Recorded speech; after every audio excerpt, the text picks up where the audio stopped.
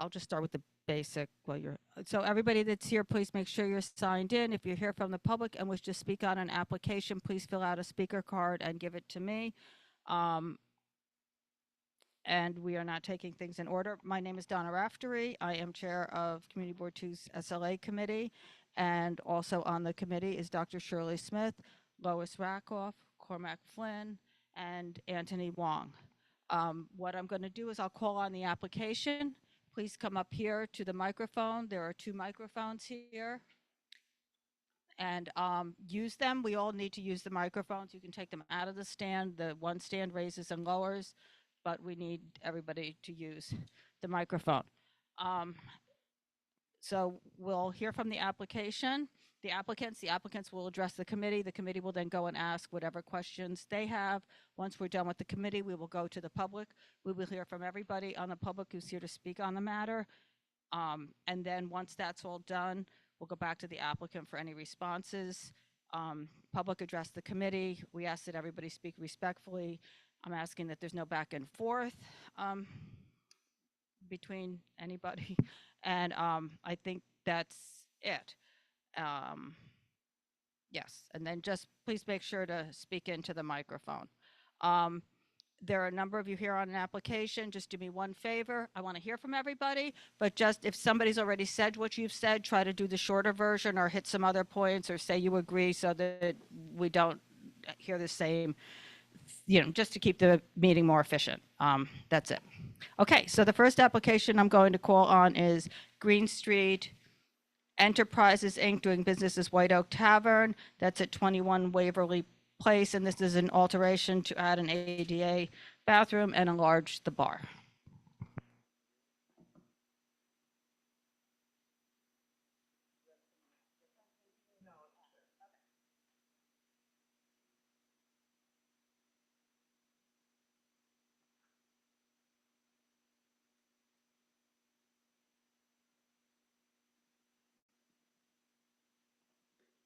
Go ahead. Great, thank you. So this application is in fact, because of an oversight, we believe within the SLA, the restaurant's actually open 12 years and our DRB plans and our PA plans are all approved for the last 12 years. We don't know if the original SLA attorney didn't file it correctly or when the SLA moved to digitize other files, it got muddled. But we discovered earlier this year that our floor plans within the SLA didn't match. So this is just to bring everything to code and cross our T's and dot our I's, if you will. Okay, so there's really, if anybody's been in the restaurant, nothing is essentially changing. It's what it is. You're just correcting what's on file. Okay, so the hours are 11 to 2, Sunday to Tuesday. Yeah, we actually close earlier. Earlier, but those are your hours. Yeah. I mean, and 11 to 3, Wednesday to Saturday. And there's no operable doors and windows other than, like, there's no French doors, No. any of that. And then there's no patrons in the cellar. Is that correct? Okay. And there's TVs, there's no sound on the TVs. Correct. And so then the one thing, you have outdoor seating. That's been approved as well. Yeah. That's been approved, and you came to us in, I forget what day. I think at one point, yes, in March. In March of this year, we already came for that, and we have stipulations for that, and I think that that's closing at 10. So that's what outside, that's for the outside, right? And that's different than what's in the pamphlet. So I just wanted to say that, and I think that's it. Does anybody have any questions, Lois? They have a wonderful place. The pot pie is great. The chicken pot pie is great. But I would like to ask the question about the ADA bathrooms. And I know there's an ADA bathroom on level with the bar, but I was noticing that a wheelchair is not, the stalls are not wide enough for a wheelchair to go in. So I was just curious. It certainly is. That's Okay. ADA compliant 100% with the grab bars, 44 wide doorway, the whole thing. It's completely compliant. I can assure you. I just wanted to make sure. Yeah. Thank you. My pleasure. Okay, anybody else? Is there anybody here from the public on this? Okay, thank you. Thank you for your time. I'll send you steps just to, Wonderful. Thank you. Okay, great, thanks. Say the same as before. Okay, the next one is going to be Motec West Village LLC at 184, 186 Bleecker Street. This is an on-premise for a restaurant. Not very well.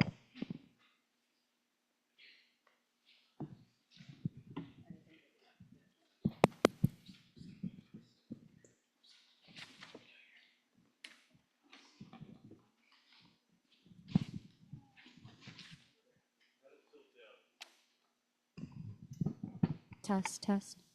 Yep. Can you hear it okay? Hi, good evening. Joseph Levy here on behalf of the applicant, Motec West Village LLC. I have Colleen with me here, representative from the company. I'd like her to say a few words about the concept and the background before I get into the nuts and bolts of the application. Good evening, everyone. I just wanted to give you a little bit of an introduction onto what Motec is. So Motec Restaurant is a family-owned restaurant. We have 8 locations that are based in South Florida. We've just opened our first New York location in the Flatiron, and we're looking very forward to opening this restaurant on the corner of the very iconic Bleecker and McDougal. To give you a little bit of information on what we offer, it is an Eastern Mediterranean menu, kosher style, and we are very family focused. The recipes that we use are basically handed down from the grandmother of our owner, Mr. Levy. And so we just wanted to reiterate that we are very family focused. You may see on the application that our last seating usually is 9:30, 10 o'clock. During weekdays, 9:30, during the weekends, 10 p.m. And we're driven by the passion of our owners just to provide great food and a great beverage program to the community. We are very excited in adding value to this neighborhood. I myself am a resident of the neighborhood. I live on Thompson Street.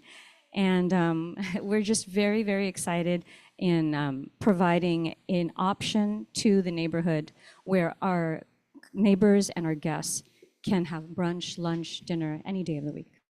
Thank you very much. What is your role in this particular restaurant? Are you managing it or? Sure, I am very much involved with ownership as well as the operation. I'm currently one of the project managers for the openings. Okay. All right. So you heard a little bit about the concept. Motec, as Colleen mentioned, 8 locations, a number of other locations slated for later this year and next year in New York as well. 11 to 12 are the hours, 7 days a week. This was a space that had a full liquor license previously for many years. Figaro was here. They had later hours on the weekend. We're not interested in doing that. Is this working? You guys hear me okay? Okay. So 11 to 12 daily. It'll be lunch and dinner service.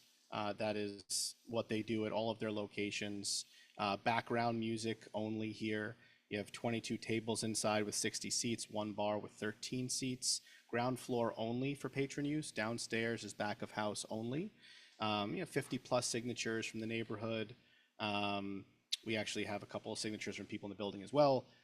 Someone from upstairs actually came downstairs to inquire what was going in and to speak about some issues they had previously.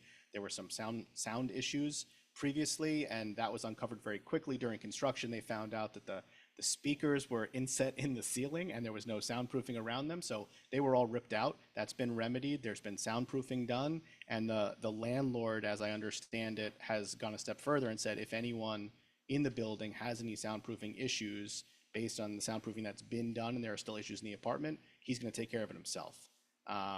So you have that in writing? I don't know if we do somewhere, but I know that apparently there's been representations made to the building, and if not, they certainly have been made to us that they have been.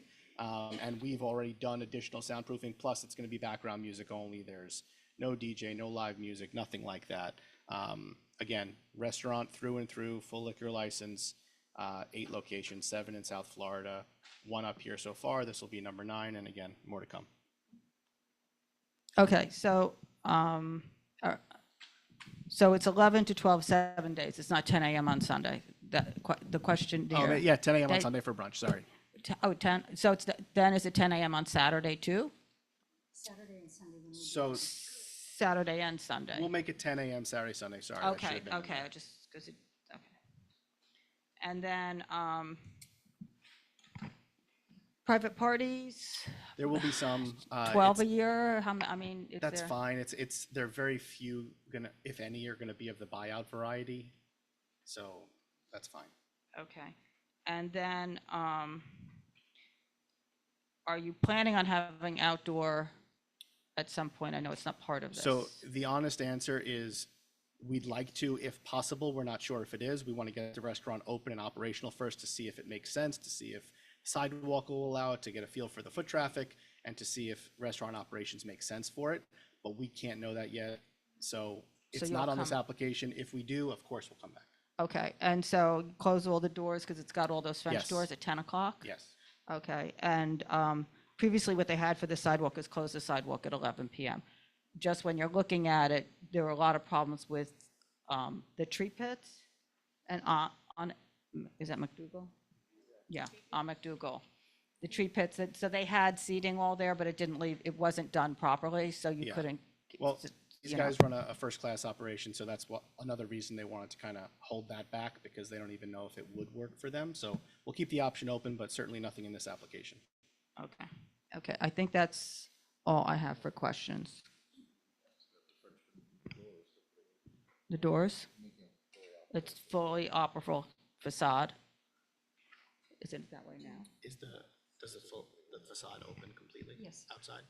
So it does can. open? It does. Can during the day.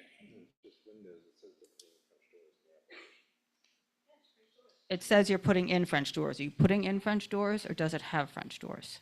Oh, it has them, right? It's already up. It has operable windows. Not like a folding open facade. Are you changing the facade? You're keeping it, you're not changing it, or you are changing it? No, I don't believe you're changing it. No change to what's happening on the outside. Okay, so that's what it says on the application. Is French doors pending approval with LPC? Well, I don't have that approval yet. But are you changing it, I guess? I guess that's the question, is the intention to change it to French doors? We had walked down there with Penny Ringle, actually, on McDougal Street with all of the elected officials, and this was one of the most egregious violators. And all of our complaints are with respect to open windows, music outside. It's too loud. It's not just through the ceiling, it's from the operation. So you're expanding that by putting in full French doors, so it's going to be further open. And so that was where the issues were with the previous operator and the previous operator before that. So that's why we just Yeah. wanted to know more about that, because if you're changing into French doors, it means that you're going to have them open all the time. And if you are going to be having any outdoor seating, when the only place I think it's possible to even do it is right in that front corner area. So that Yeah. would further, you wouldn't be able to do anything if the tables and chairs are set up outside. True. So that's why want to know what it actually, is it going to be a fully retractable facade? What does that mean? I can probably get that answer for you. You have the project director right here. I'm one of the project managers, so it's already been completed. I'm sorry. Yeah. From my understanding right now, I would have to double check. I've been on the project for about 3 weeks right now. And so my understanding is whatever doors were there is we just basically refurbished them. That is my understanding, but we can definitely get back to you on a more accurate answer. Yeah. Right.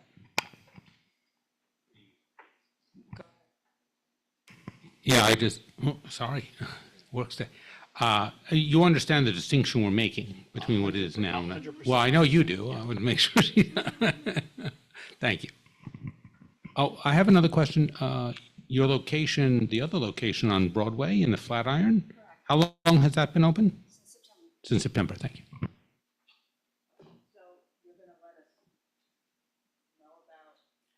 I'm actually talking to the construction guy Oh, right I now. didn't- I'll see if I can answer. Okay, if you can get us an answer on that. I mean, yeah. Right, because that is what we got, but they had live music also before too.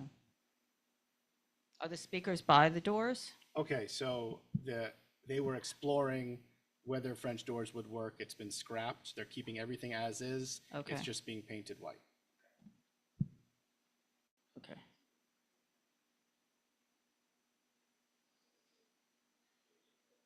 Speakers Well, the will doors not be- open out. Yeah. So they stick out. Yep.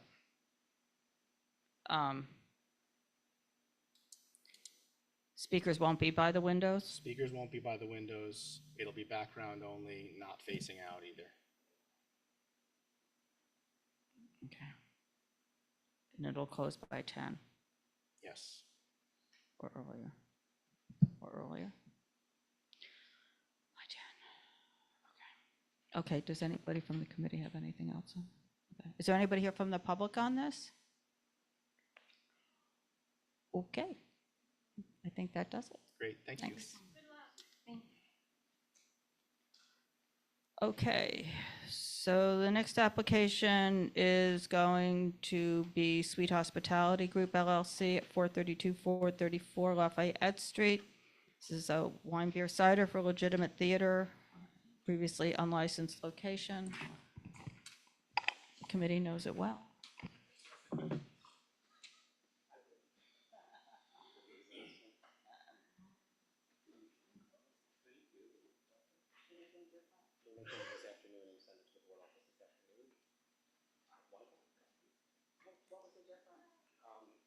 Minor adjustments to make the floor plan more clear at the outdoor space.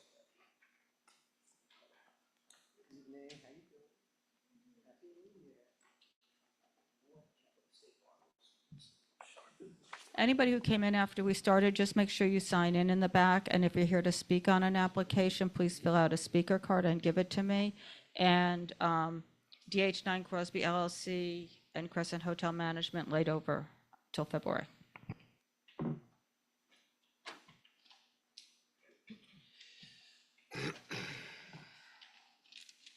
Just a moment, please.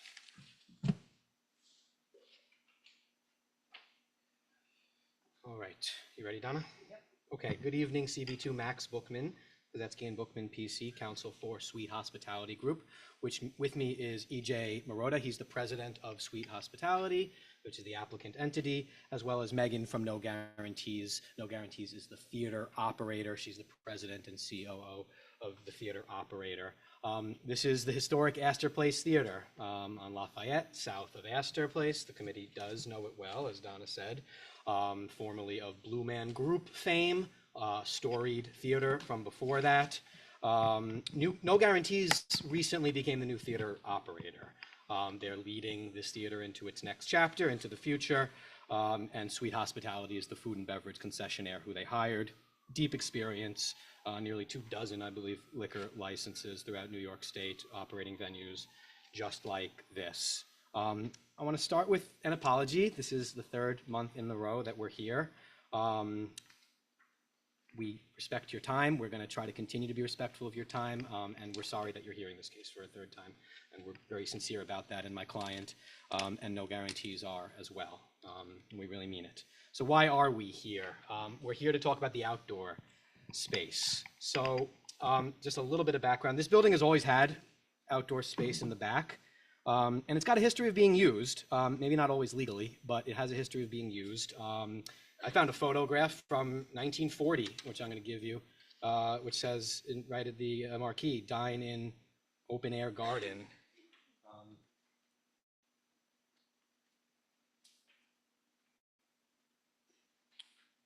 So in the 40s, the outdoor space was being used as a dine-in open air garden. There was a place called Helena's in the 1990s that used it. The new operator, No Guarantees, their vision has been to bring back the outdoor space for food and beverage use legally, with the appropriate permits and with respect for the neighbors in the process. They came before you with different counsel in November. You heard a lot of this. You were not willing to approve a full liquor license with the outdoor space included, so they agreed to withdraw the outdoor space from the license application, and you approved them for the indoors with full liquor. They came back in December to try to talk to you again about full liquor in the outdoor space. The meeting had issues. They withdrew the application. There was some confusion, and they withdrew that effort. So again, at that point in time, it was full liquor, indoors, outdoor space, not part of the license. It was only after that December meeting that they first realized that what they thought they meant, or what they meant by not including the outdoor space in the liquor license application is not really what you meant. And I don't think anyone was dishonest about it, but I watched the videos. It wasn't really discussed what it meant, and it was an honest misunderstanding. They thought by withdrawing the outdoor space from the liquor license application, it meant no liquor in the outdoor space, not part of the liquor license premises, but they'd still be able to use the outdoor space in line with their vision of having it as an amenity for theater guests, including basically no alcohol, so non-alcoholic beverages, and food. Your reso, your stip was different, said no commercial use whatsoever. So I want to be clear, their intention from day one has been to use the outdoor space for commercial purposes. They have engaged, the theater operator engaged in a Department of Buildings process to obtain a certificate of occupancy and change of use that permits the utilization of the outdoor space for eating and drinking. That process is nearly at completion. It's active. They were willing and remain willing to not have alcohol out in the outdoor space, which was the deal that they thought they were making with you. But they do need to use the outdoor space for some commercial purposes once DOB says so, even if that means with no alcohol out there. So the timing of this was a little unfortunate. All this sort of came to light, and they finally understood everything that was going on, basically a little bit too late in the process, so much so that there would be no way for them to come back here to you in this meeting in January, try to explain this to you all, and still be able to have a full liquor license for indoors. So we are pivoting to a different plan that I think is creative and fair for everybody. So, and here's what it looks like. We've withdrawn the full liquor license application with the SLA. My firm took over as counsel. The first thing we did is we told the SLA we're withdrawing that application. So that application has been withdrawn currently. We are instead going to be filing a beer and wine license application. The beer and wine license application gets us a faster temporary license, gets us back on track timing faster. In return for your support, which we know is not guaranteed, but we would appreciate, in return for your support, we are willing to go with the deal that, again, they thought they were making with you, which is no alcohol in the outdoor space, plus reasonable stipulations on the use of the outdoor space. So even though no alcohol out there, we want to have stips with you about how we use the space, including things like who could access it, hours of operation, what type of music, if any, will be out there, and I'll get to that. And as I've said, no full liquor indoors. It would be beer and wine indoors. So that's the pitch to you, is beer and wine indoors, no alcohol outdoors, but we do get to use the outdoor space. Of course, I think it's always been clear that this would be revisited one day. And so we will, just in transparency, I said this in my letter to you, one day we will be back to revisit this, but for this year, this season, this is how we are looking to salvage this. And the last just topic I'll raise is, not only are we coming back to you with this plan, but in the short period of time that has transpired since this issue came to light for them, which was after your last meeting, and keep taking into account the 2 weeks during the holidays where basically nothing happens, I think we've come up with points that address the concerns that you all did express about the outdoor space. And so I just want to hit those quickly. Number one is, your one concern was lack of a clear plan. You were saying basically, we don't even understand what you guys want to do out there with the outdoor space. So let me try to clear that up. First, this is a legitimate theater license, not a tavern license, legitimate theater license, beer and wine legitimate theater license. What that means is that the only people who could have access to this premises are ticketed guests who have bought a ticket for a show. That means also that you cannot access the premises to drink unless you are there for a show, and the premises is not open for drinking, whether that's an iced tea or a beer or a wine, unless there is a show. So this is the same type of license that all the Broadway theaters have. You can't just walk into the Majestic and get a drink unless there's a show happening, okay? And you have a ticket, very good. And that starts how soon before the show? 1 hour before the show, 1 hour after the show, okay? There is, the outdoor theater is, excuse me, the outdoor space, their vision from day one is basically to have this be an outdoor theater lobby. So we've all been to the theater. First thing you always do when you go into the theater is you go into a lobby. I bet you none of you have been to a theater where the lobby is outdoors. So that's different. That's unique. Obviously, there's an indoor lobby too, but that's how they want to use this. When you're coming in for the show, you got in there a little early, you're hanging out, you don't want to sit down yet.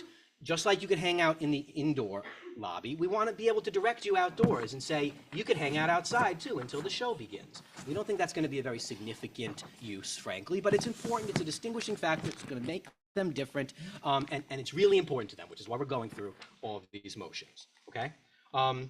And under what we're proposing, since there's not going to be alcohol out there, basically when you do go out there, you're going to be greeted at something that looks like a bar. There's going to be table seating as well. If you'd like to sit down, you could also stand. You can order a non-alcoholic beverage at the bar. You can order a bite to eat, and you could hang out there until the show starts.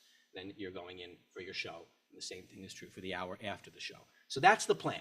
That's how we intend to use it. Your second concern was DOB-related issues, certificate of occupancy. I kind of touched this already, so I'm not going to say too much more about it other than to say we have filed. It wasn't communicated to you correctly. Another apology there. They have an architect, they have a DOB expediter, they received objections on December 17th.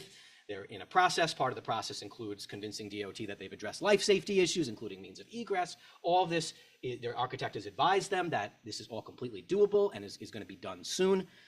That's just about as good as what you hear with pretty much any application that comes before you. Sound, you were concerned about sound. We have put a page in the time that we've had to address initial sound mitigation measures. We understand when we come back to you one day for 2027, and if we want to have alcohol out there, we're going to have to give you more than what we've given you. But we do think that we've given you some good sound mitigation measures for a space that's not going to have any alcohol in it. We're installing sound dampering materials on the floors, walls, and furniture. We're installing foliage around, which dampens the sound. Like we have a sound consultant who we've spoken with. We are not going to have any music outside whatsoever. No music outside. So the only sound that would be emerging is people's voices. And last, and I think most importantly, there's the most effective sound mitigation measure, which is an early closing hour. One thing that we've spoken about with the neighbors is closing the outdoor space with no alcohol in it at 11 p.m. So even though our indoor closing hour is midnight, which means we could theoretically have a show that goes until, whatever, past 11. If we have a show like that, if it's past 11, you can't go outside. It's closed. Okay? So, I know there's been a lot of talk in this committee lately about sound studies and sound mitigation and what does it all mean. And my view has always been the most effective sound mitigation measures is ours. It's clear, it's objective, it's enforceable, and that's what we've proposed. Last but not least, outreach. There was concerns at the last meeting about lack of outreach. Applicants typically try their best. They tried their best here. They tried even more in the last month in light of the holidays. They had a virtual meeting, which some folks attended. So they flyered the blocks, had a virtual meeting. Two of the people who attended were residents who we believe their windows face to the courtyard. I think one of them may even be here. I don't speak for the residents, but I'm sure they'll be up here. But the notes that I got from the meeting is that they were fairly pleased with this proposal, that there was misinformation out there about what this application was. Someone was told that from someone that we were opening a nightclub here, and they were pleased to be told that that wasn't the case. And another resident actually recalled think from the 80s that there was prior use of the space by a prior restaurant there for food, for eating and drinking. So there's a memory of people using the space for eating and drinking. We emailed Block Association, wasn't the best fit. We didn't get an answer. We did more petition signatures, which through a helpful typo, or even for more than what we're asking for, it said for full liquor. It was but so we got people to sign on even for that, even though that's not what we're asking for. And of course, for 3 months in a row now, there have been postings on the block advertising this meeting. So I don't know who's here tonight, who's willing to speak, but I think it could be said now that this meeting's been pretty well advertised. For So, all the people that may think it's a mistake because it is the third time around, I'm just saying. never know. I mean, I don't know. I mean, it's been there a lot. It's been there for a while. So anyone who reads it will see that, the updated date. So I've said a lot. Again, apologies. Sorry that we're here. Please work with us. We're happy to answer your questions. How many people outside? 70 is the max occupancy. That includes staff. Okay. And how do you access the outside? You come through the indoor. So you walk in, you're in the lobby, you go in, we lead you through the theater. There's just one second, and there's a bar in the lobby. There is, and yeah, which, it's a we'll decent have beer sized and wine in. lobby. It takes up the front part of the theater space, right? The That's lobby. right. Okay. And if you'd like to go outdoors, we'll lead you through the theater, and there is an egress door that takes you down into the, out of the theater along one of the aisles into the outdoor space. I can come up and show you if you want to. So it's that stairway that's on the left-hand side of the drawing in the middle Yes, that's right. by the theater. Okay. And that, okay, The thing with the arrow. Is that what you're which looking is then the thing with the arrow at the courtyard. Okay.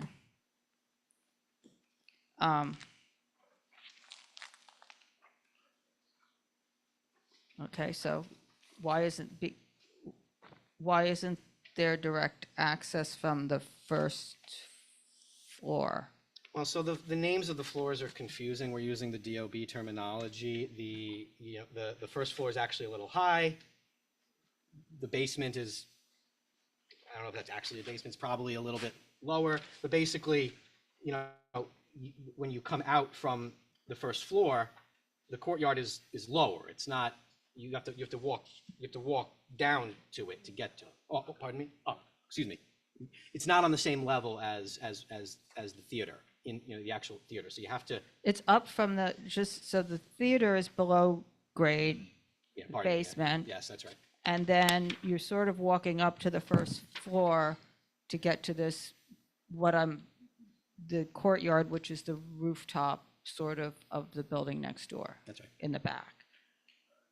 It's not a rooftop. What is it? Well, what is it? It has to Well, be I on thought it top was of rooftop too, something. No, it's below. They're asking you what. It's, They're asking you what. okay, so the other building is only half of the length of this building. That building ends. This is the rear yard, sort of to the cellar space Yes, yes, that's right. of the other. It's the rear yard to the first floor of the other. I mean, you see how we give Building. give two addresses at the bottom, 432 and 434. Yeah, yeah, yeah. It's like the rear yard of 432. Yeah, it's two different buildings. So it's the rear yard of the other building 432, yeah, the other building. of 432.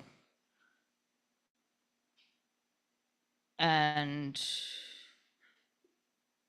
it's on this, is it on the same level as the first floor of 434? But you just can't access that because that's because of the way the theater is configured and you have, So there's no direct access from the lobby of 434. So you go from the street level down a few steps, down 8 steps to the lobby of 434. We have you then going into the theater, down the aisle, and then you exit through the left, and then you're upstairs to get almost, it sits kind of halfway between where the theater is. So the ground sits, above where the seats are, but between the below. balcony level and Yes, it's like yes, mid, exactly. somehow mid level.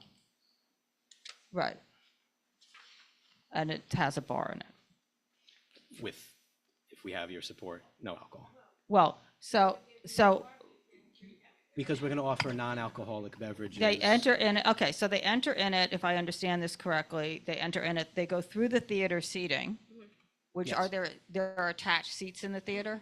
So they're going to be walking. Through an there aisle. mu- Is there an aisle, I guess, that gets to this Yes, stairway? there's one single middle aisle, and then there's a cleared under the There's a house gap in the seating? left. There's a gap in the seating to accommodate exiting through that staircase. So people walk through it's like they would come down here and they'd go through an aisle midway and they'd go over to it.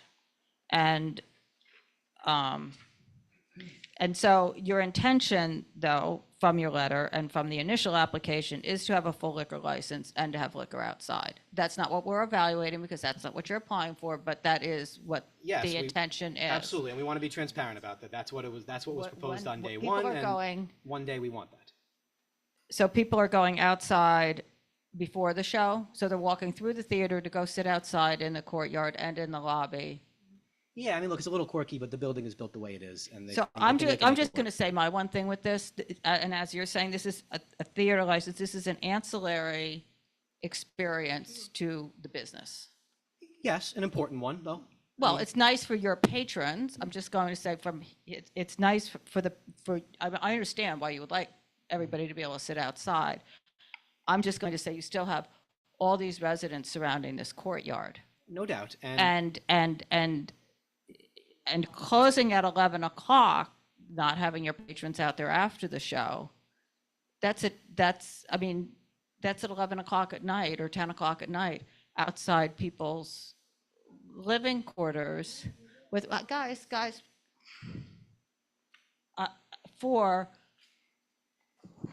not even your primary business, just as a nice little feature for people when they're done with the theater to be able to walk outside and have their last conversation and eventually their glass of wine. But even if it's not their glass of wine, there's something as they're, instead of going straight out, they'll go out that door and go there while the first half of the theater maybe is going to the lobby.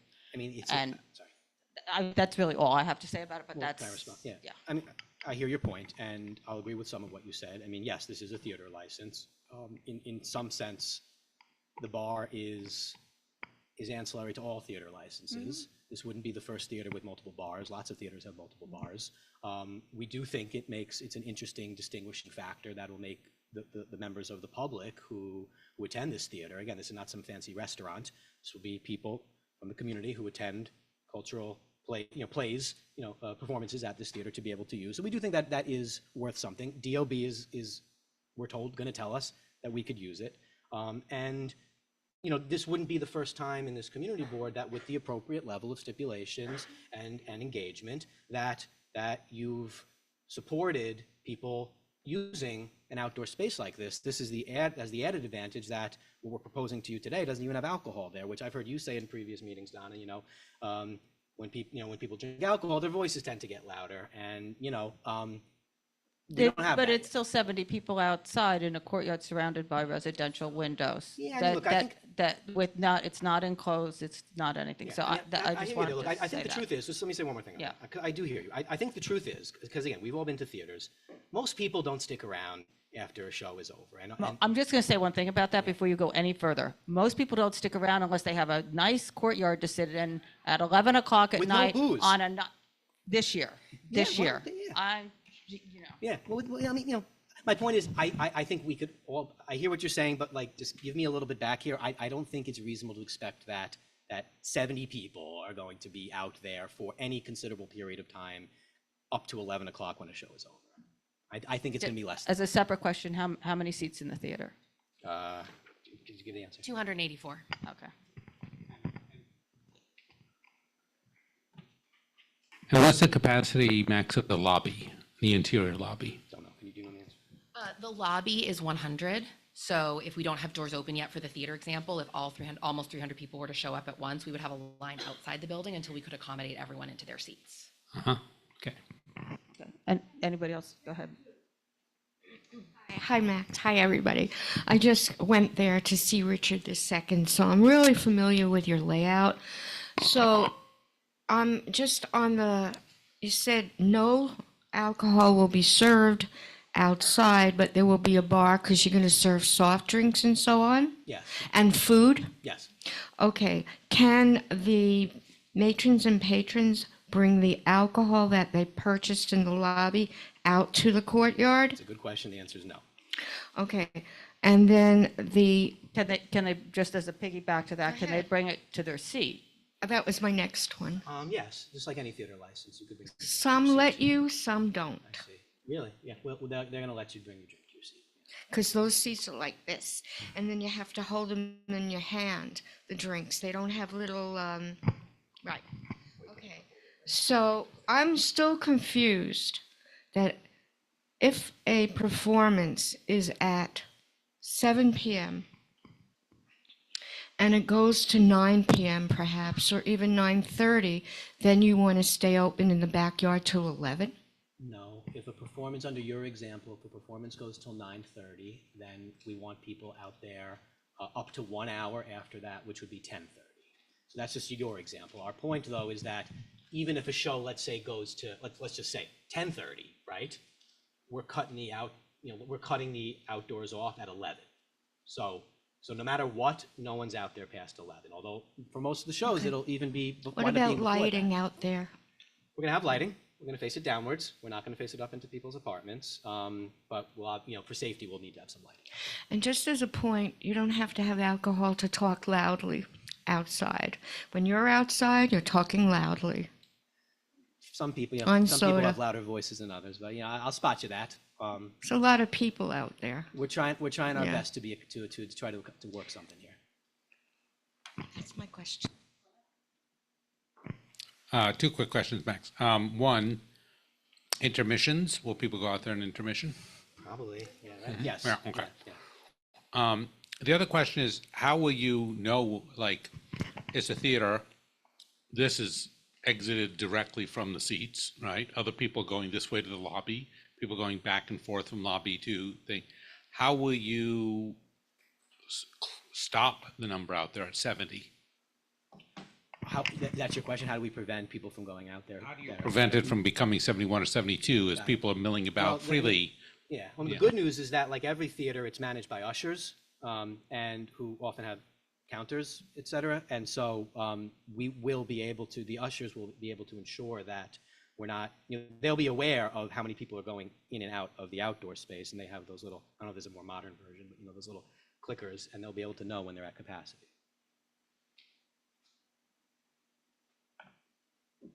Okay, just my last question, then for now, I'll go to Carter. But so when people at intermission, some people are going to be leaving their theater seat and going back up to the lobby to get their alcohol, if that's what they would like. And then somehow the other people are leaving their theater seat to go out to the courtyard. That flow doesn't sound easy. Yeah, that won't have alcohol.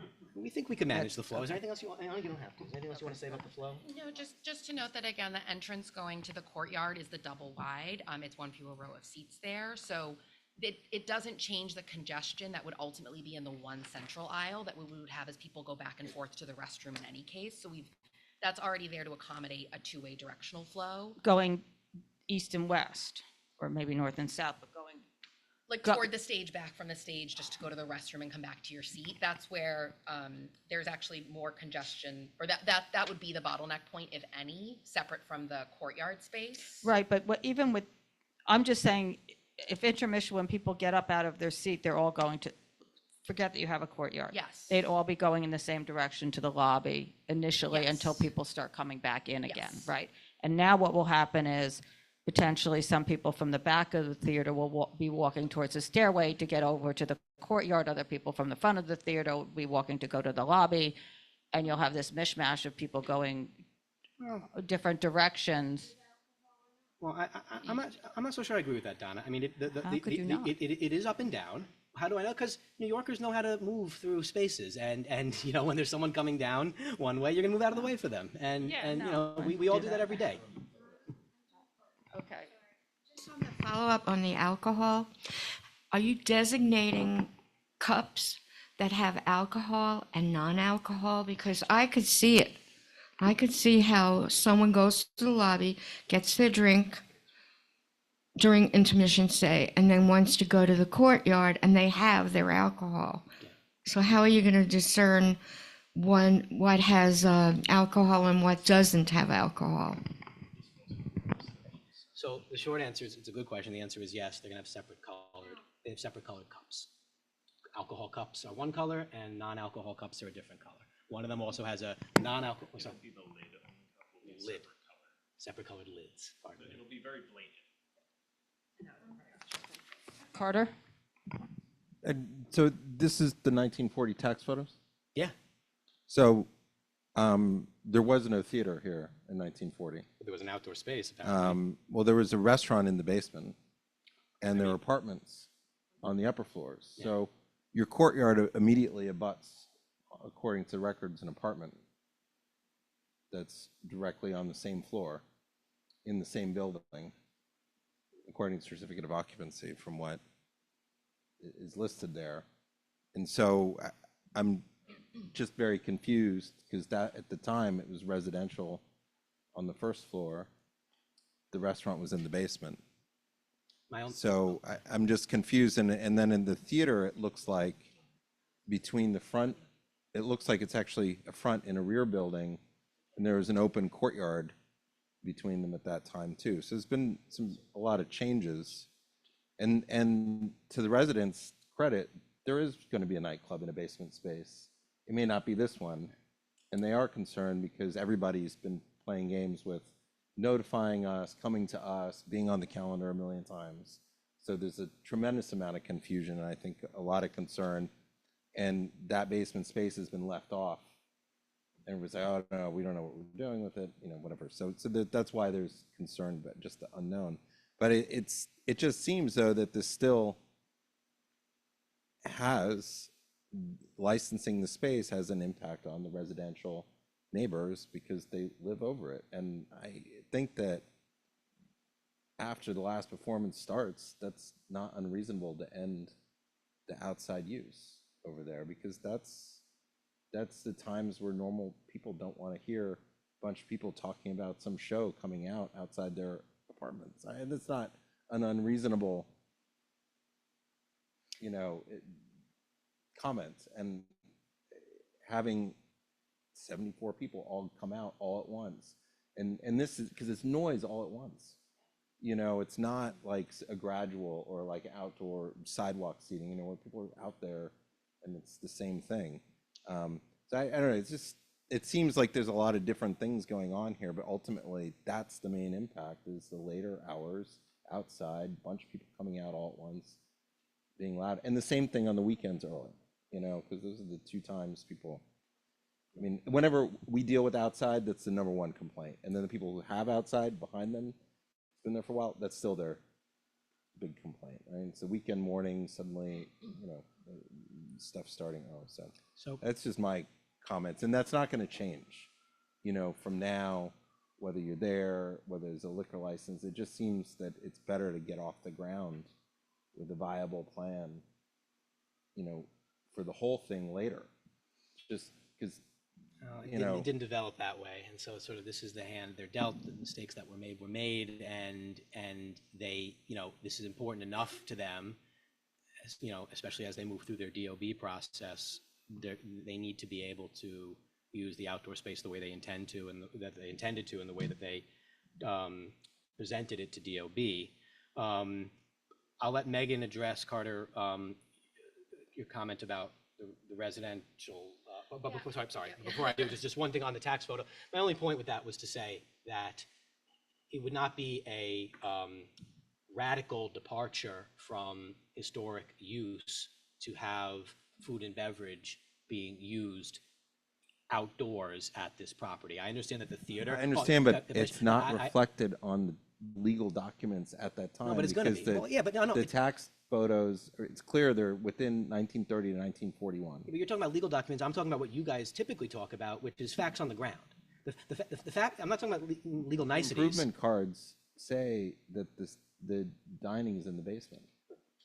I'm not talking about legal niceties. I'm talking about facts on the ground. And all I meant about the tax map and the 1990s restaurant was that it's just not true to say that the people who've abutted this space have never experienced it being used for eating and drinking.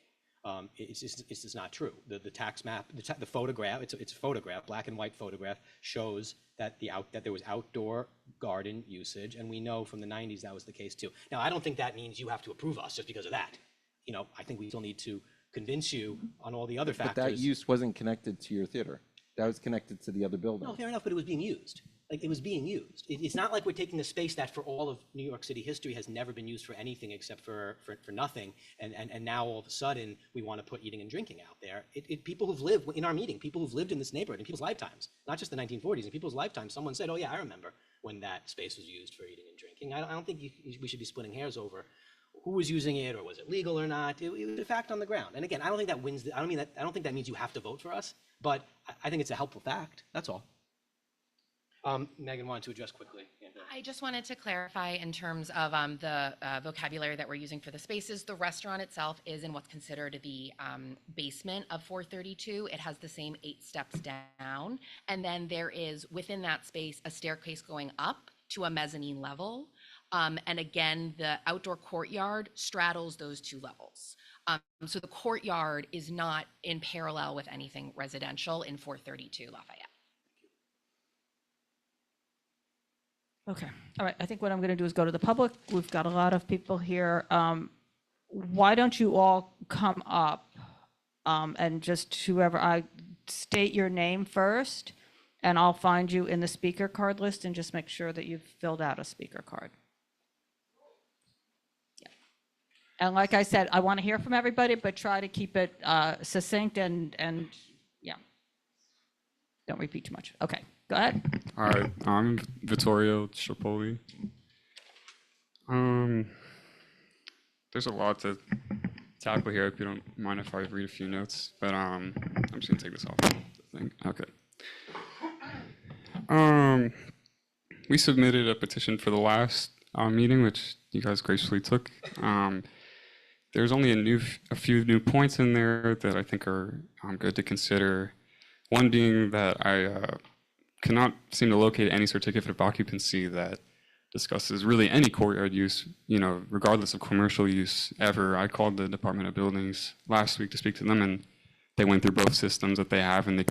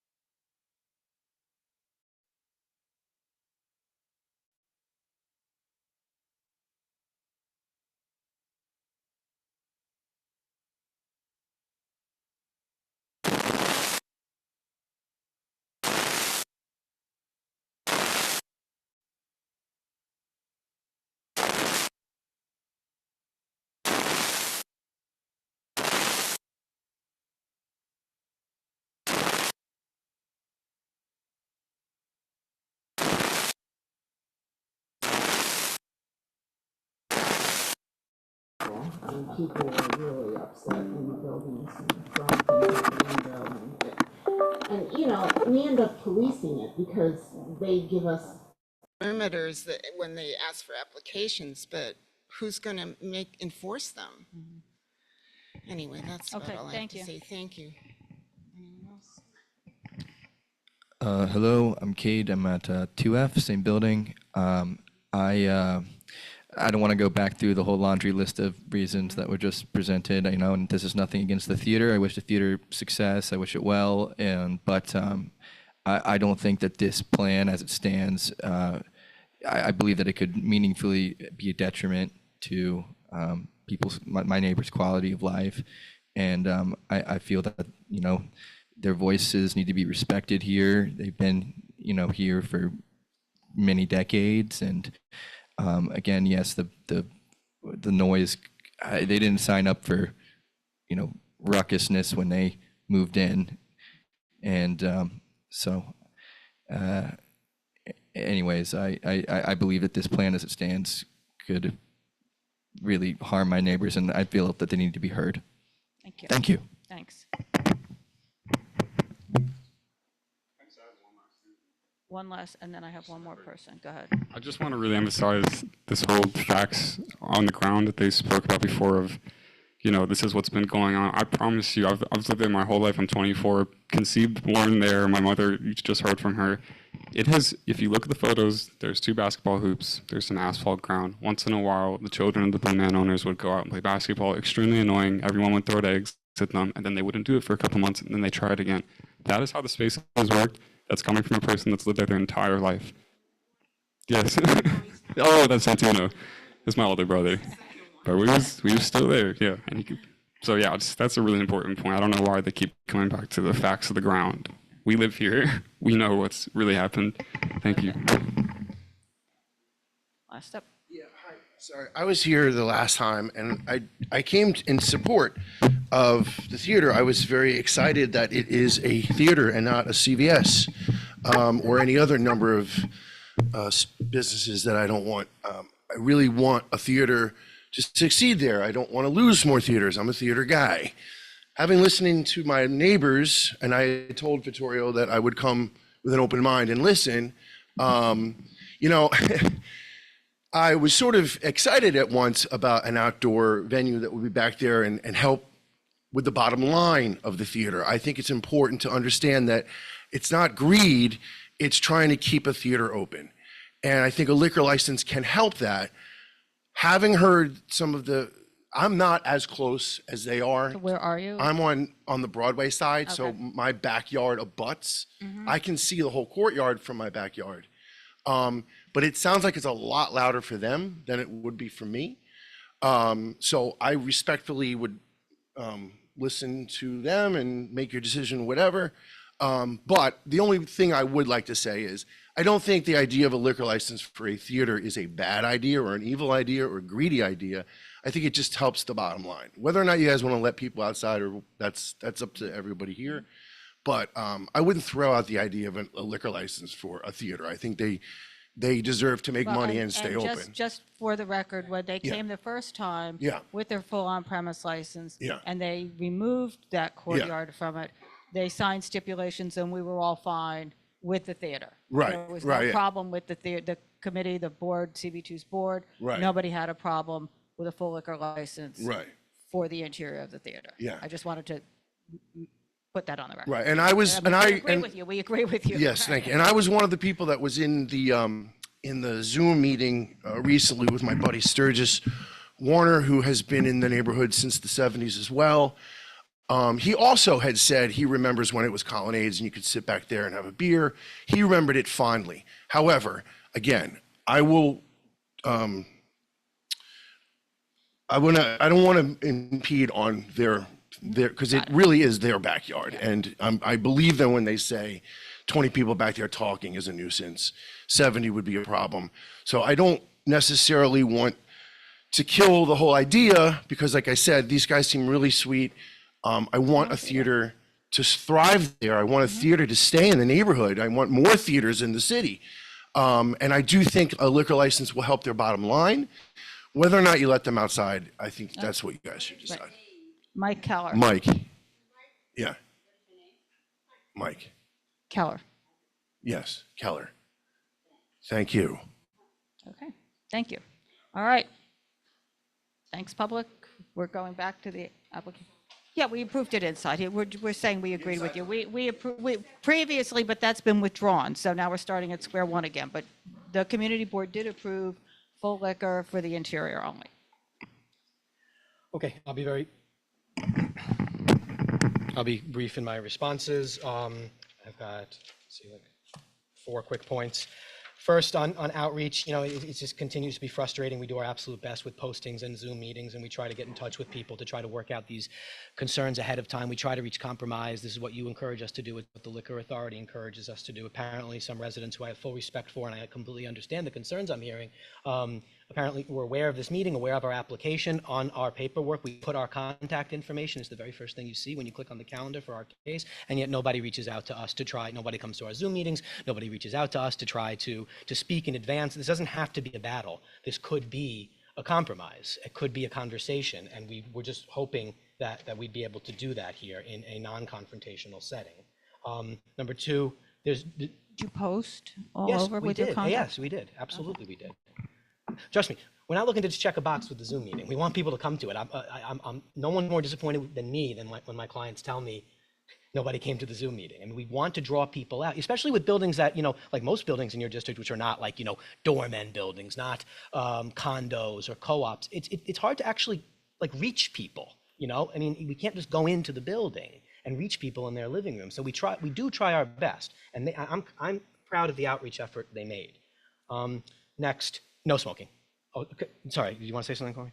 I was just going to say, and as you know, Max, we do appreciate it when people meet beforehand and try to work this out, so don't come. So I hear your frustration. Thank you. Thank you, Cormac.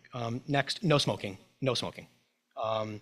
Next, it was addressed a little bit by the last speaker. I just wanted to speak a sentence on it.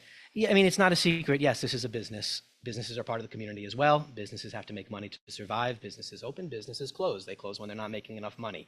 It's just not evil. It's not wrong. It's just a fact of the world. Yes, they want to have this outdoor space because they think it's going to help their bottom line. There's no secret about that. 3, on the certificate of occupancy, DOB issue, I heard a lot of mention of things like, danger and fire and risk, et cetera. I just want to underscore once more that we are doing this legally. We're going through the DOB process, where the experts at DOB evaluate things like means of egress, fire, et cetera. The DOB is not going to approve this, and we can't use it if it's not going to be legal. They've hired an architect and a DOB professional. They've had consultations. Their architect and their professional, who are well reputable, have told them that based on the plans they've submitted, as well as with the means of egress, that this will be approved by the DOB, which means it's going to be safe. And then just lastly, to close on this, and this is, straight, just honest, transparent Liquor Authority stuff with you guys. There are certain things that my client's legally entitled to. The DOB is going to let them use this outdoor space. With the beer and wine license, the SLA is going to give us a temp for this outdoor space, which will go for probably all of this warm season. My client is willing to make concessions to have enforceable objective stipulations that get you and the community a better deal, a more limited operation than what my client is legally entitled to. And we think we've been clear about what those compromises are. And then just as one last compromise to offer, having heard some of the feedback we've heard tonight, and I think Carter really actually summarized it well, is that we want to take you up on that suggestion, Carter. I've been whispering with my client. We're willing to not have people go out there after any show. So in other words, before show, yes. Intermission, yes. But after any show, no. And I think, again, Carter said it well when he said, after the show, that's the time when most normal people are looking for some peace and quiet to go to sleep. We hear you. We do. And so we're willing to offer that compromise as well. I think what was surprising to me to hear was that the space has never been used by the theater. And now you're presenting it as if it's somehow can be attached to a theater use is not a restaurant use. You know, even that, the type of It's even use better. of the outside, it's actually more, it's more disruptive, I think, than eating and drinking. I don't know if Because that's fair to say, Carter. I you mean, I watched get your 70 executive. people roll outside. I don't know if you know, if you've ever lived over or around anything where suddenly all these people show up, because I have a running group that meets outside where I live pretty early in the mornings on some weekends, and trust me, it wakes you up. And regular people walking by, whatever. I mean, it's a busy intersection. You never hear anything, but when you get a group, that's the impact. And so I didn't realize that there was no use by the theater of that space before, because I thought it had some little use or something. Yeah. But there was none. So I don't know. I mean, I don't think that's unreasonable. And you guys are kind of saying like, oh, it's been used before. It's a pretty big impact. Well, and it's every performance. Yeah, I mean, look, I don't You want know, every day. I guess two That's a things. reasonable comment Yeah. to Well, make. You know, I- and there are sometimes too. And I don't think you need to have, you know, extra. People come to a performance, they come to the performance, right? And then they leave. I mean, the idea of the engagement, and if you're not selling alcohol outside, I'm not sure how much that's contributing to the bottom line, because it's not a sales area, you know, where it's just a space for people to go. So I don't know. It's just a lot of disconnected points. But if this were just the theater inside, everybody's fine with what the Blue Man Group was doing, that use, the boundaries. And it seems that if, in fact, alcohol sales were a contributor to the theater working, that just having a full liquor license with more expensive cocktails, whatever, taking the seats, all that, would seem to generate more revenue. I don't know. I mean, it just, and so I think we're in just this weird space of talking about a lot of different things that, and I don't think if you start using that space, you're suddenly going to have your neighbors supporting you. Well, that's and, all. Yeah, and, I mean, that's and that's definitely a our pretty gamble. strong Yeah. problem to have going forward. Well, look, it's ultimately cocktail sales are going to Well, look, add more to the bottom line, it's right? I mean, that's so I hear you, Carter. So 3 points. I mean, it's certainly a double-edged sword, and we have an opportunity if we're given the chance to try to prove ourselves, and that's got risk involved. No doubt about it. It also has potential reward involved if we can demonstrate that we are the good neighbors that we expect to be. On the bottom line point, look, they've made a business judgment. They think that even, you know, without the alcohol sales out there, the fact that it exists out there is something that's interesting enough that could differentiate them. And I want to respect that business judgment. Two more. I don't want to split hairs anymore on the history of it. I thought I was clear that, you know, and I don't think it's assailable that there have been prior uses of this outdoor space in the past. But if that doesn't move you, then forget about that point. You know, I don't think that needs to move you in order for you to vote for us. And then just last on what you just said, Carter, I mean, I watched your executive session for December when you were all talking about this, and I'm loosely quoting you here, but I believe you said something to the effect of, you know, like, when there was a confusion over is this a tavern license or is this a theater license, it was something along the lines of, well, theater license would be a little bit better. And that's not what drove, that comment's not what drove our decision. This is always going to be a theater license. But like, my view is that of all the liquor licenses that you could have, a theater license is the best, because it is only before and not even after a show, just during a show and intermission. And it's not a constant use all night long like a restaurant could have out there, by the way, with DOB approval of people eating out there all night long. So, I mean, yes, is it going to be more people out there than what it is currently? Yes, but I do think of all the categories, this is actually the best one. I think we were confused too, because we thought there was going to be eating out there as a restaurant, Which there is. very different. There is going to be eating out there. Right. But I meant as a Yeah, no, more no, of yeah, a I hear your seated point. I understand what you dining. meant. No, yeah, it's not restaurant eating out there. And No, it's you can buy food out there, like you can buy some whatever, like some chips. I mean, you have a limited menu, Yeah, so it's you a can pretty buy limited that menu, and limited it's just menu if you that want you to send sit, in. you could, but it's not like restaurant seating or reserved seating. So, Right. okay, so I just have two other things. So no people after any show Does that mean a matinee show as well? Or does that just mean, I just asked, I'm No. not looking one way or the other. My understanding is that it doesn't. I just want to know We didn't how think I'm that far understanding it. through. Because I assume there are matinees. Yes, there are matinees. We didn't think that through. I don't know. So I'm just, Okay, fine. No, operationally, I'm told it's just easier to do no post-show, period, even for matinees. okay. And then would there be any staff use of that courtyard at any time?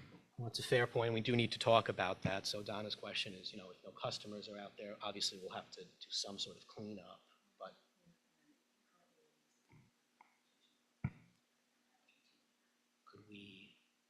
is your staff able to clean up during the second act?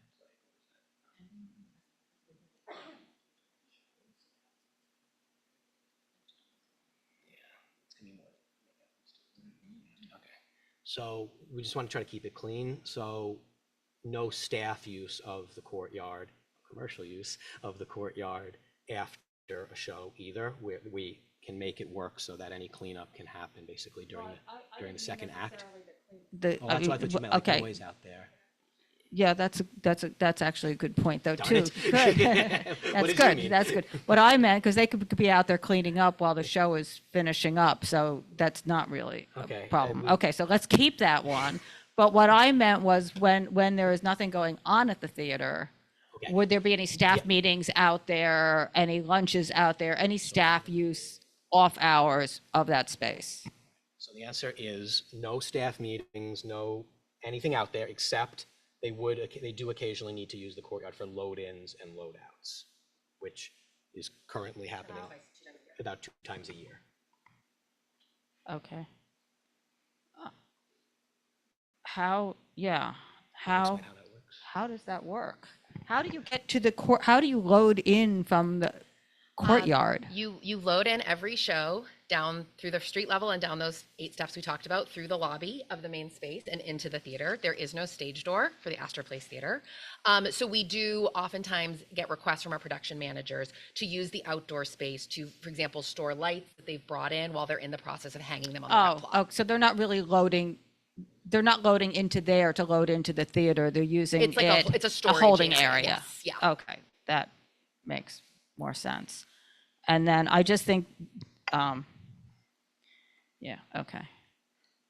So just the other thing I'm going to say is sort of what I said at the beginning is this is secondary. I understand why you would want it, but it's secondary to your primary business and is impactful for all these residents that live there. And I think one of the things that their letters pointed out to me and the photos they showed was how old these buildings are, and they can't, they're rent regulated. They can't replace the windows in there or anything. So they have very little control over what they can do to mitigate anything. Can I ask a question? Serious question. Is there no, if there was the ability to have the windows replaced, are you saying from a landmarks perspective, LPC just won't allow it, or? I believe they need a master plan in the whole building. I mean, this is a big It's under. not just one building. No, right, but in each building, people do. It's a very complicated process that requires a whole separate application. Then whatever windows you're putting in, they have to be put in properly. I mean, look, the point and it's generally more interestingly, it's not sound, it's heat and cooling that they make the biggest improvement.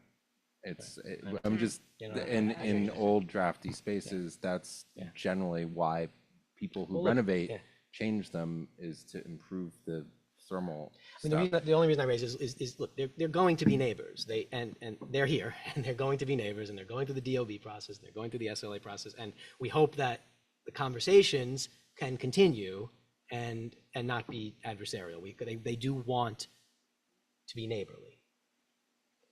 So This picture is that the stairway? The stairway.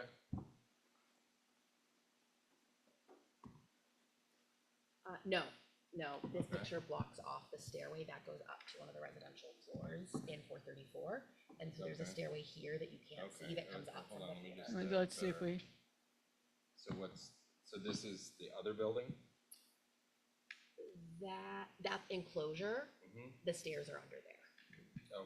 Okay, that you use? Yes. So they're under where the mechanical Yes. units are? Yes. So they come up in the back? Yes. And then what happens with that residential unit?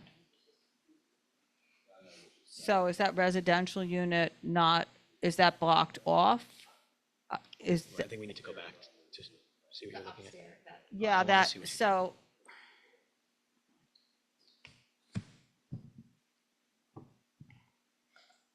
I mean, see these, so, okay, let me go down. Hang on. This, that you're saying is some residential unit, That we also have part of that first floor. We have G1. so it's your residential unit? Yeah, well, it's no longer coded for residential, but yes. Okay, so it's your unit, so the Yes. use of that is the theater? Yes. Okay, okay, so we don't have to worry about that being blocked off from somebody else. Okay, is there anything else?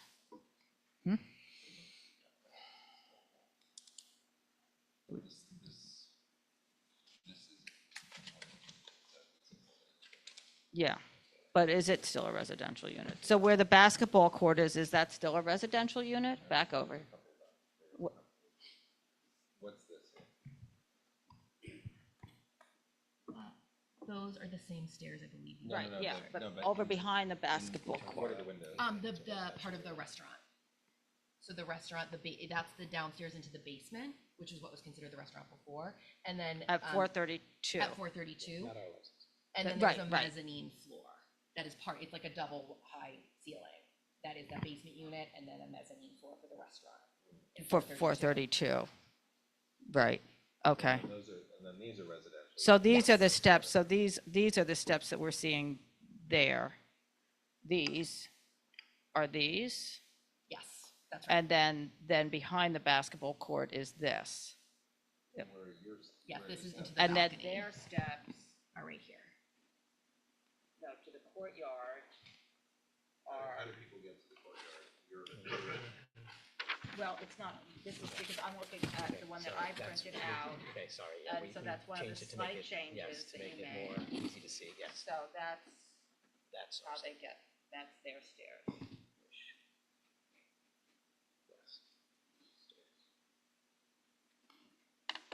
Which is access from here. Yep. Okay. Right, it's not on the one that I had. I realized that today. I tried to improve it. Okay. Okay. All right. I think, does anybody else have anything? Okay, I think we are Okay, done. We What- are off you're to the done. liquor authority. We hope you,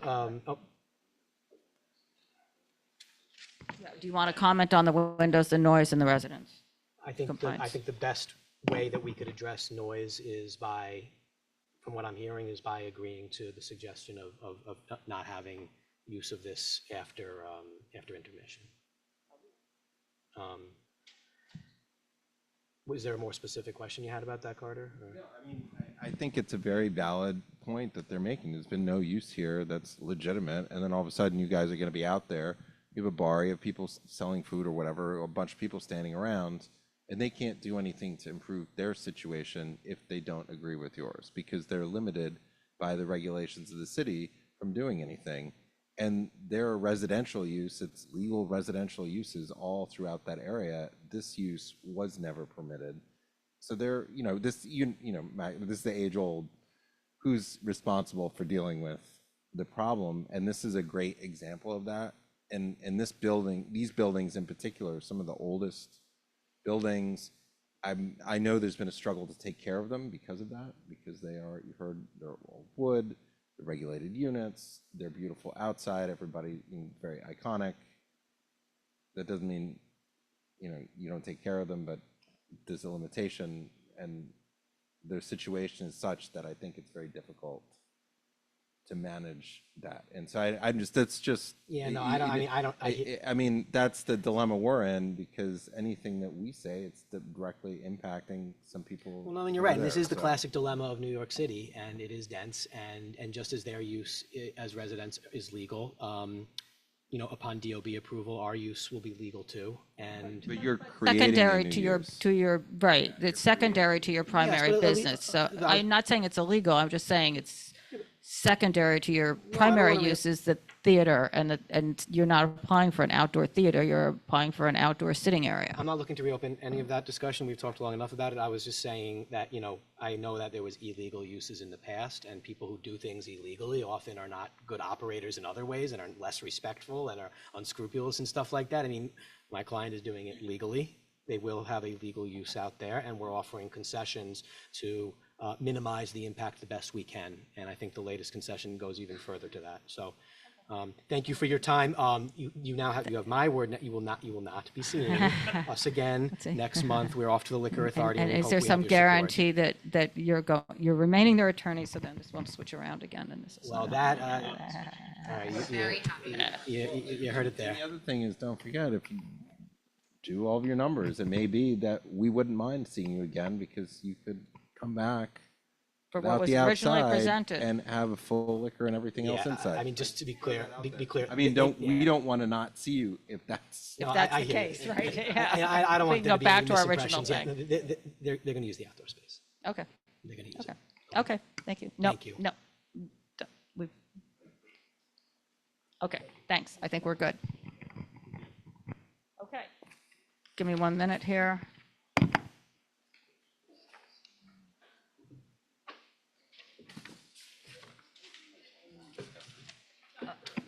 Yeah, we'll discuss it. So if we'll discuss this during business, just for all of you that's here, we'll be discussing this during business session. You can't participate in that, but you're certainly welcome to stay to listen to it if you want to.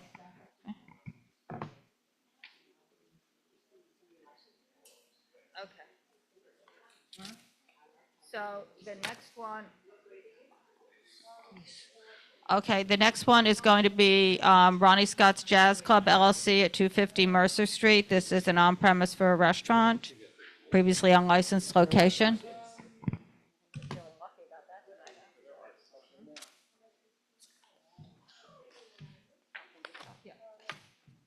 Dr. Smith? Guys, if you want to get his name and everything, okay.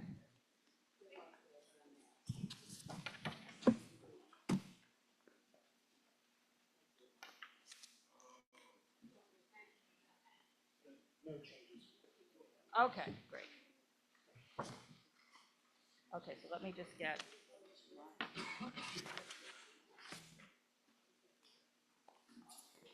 Okay, if everybody, you're welcome to come back in if you decide to leave and want to come back in, but just take the conversation outside so we can move on. Okay. Good evening. We have no outdoor space. That's what good evening. I'm Jonathan Bing. I'm a shareholder at Greenberg Traurig. With me in person is Matt Schechner, who's one of the proposed license principals, and also on the phone from London, where it's about 1:15 a.m. Thank you for staying up. Sorry, is Fred Nash, who's the managing director of Ronnie Scott's London. He's here in case there's any logistical or operational questions that we can't answer, and here if we need to phone a friend. Okay. So Ronnie Scott's New York would be the second venue to the world-famous Ronnie Scott's Jazz Club in Soho, London, established in 1959 by two saxophonists inspired by the legendary 52nd Street clubs in New York. The London venue has operated for 66 years without a single licensing or noise infraction, a record achieved through professional management, respectful audiences, and careful sound control. The New York venue will replicate this proven model, a destination, ticketed, majority-seated performance space with full dinner service where alcohol is ancillary to the entertainment. The atmosphere will be refined and performance-focused with strict capacity control, soundproofing, and trained staff maintaining order at all times. Ronnie Scott's New York would contribute positively to the neighborhood, generating local employment and adding high-quality, culturally significant venue to the city's live music landscape. Ronnie Scott's London is a responsible neighbor committed to enhancing its local environment. The NYC venue will be fully acoustically attenuated through a Box and box design with sound enclosed external plant located away from residential receptors and will deliver a high quality green rooftop landscape that they're considering to improve as a neighborhood amenity and outlook. And I want Matt to briefly, as a principal, talk about why he, who has longtime experience with the London Club, why he's here to bring it to New York. Thank you, Jonathan. And as a New Yorker, I'm very proudly went to New York City public schools. And as the grandson of someone who came through Ellis Island, this is a particular privilege. And I want to share a little about the ethos of the club. Ronnie Scott's was the first musician-owned club in London. And if you go back in history in jazz in both New York and London, it was mostly owned by people that were mobsters. The Cotton Club was very famously owned by the mob. And Ronnie's was always different. The musicians particularly love Ronnie's, and that ethos continues today. And the history is somewhat interesting and relevant because there's a history between New York and London and Ronnie Scott's already.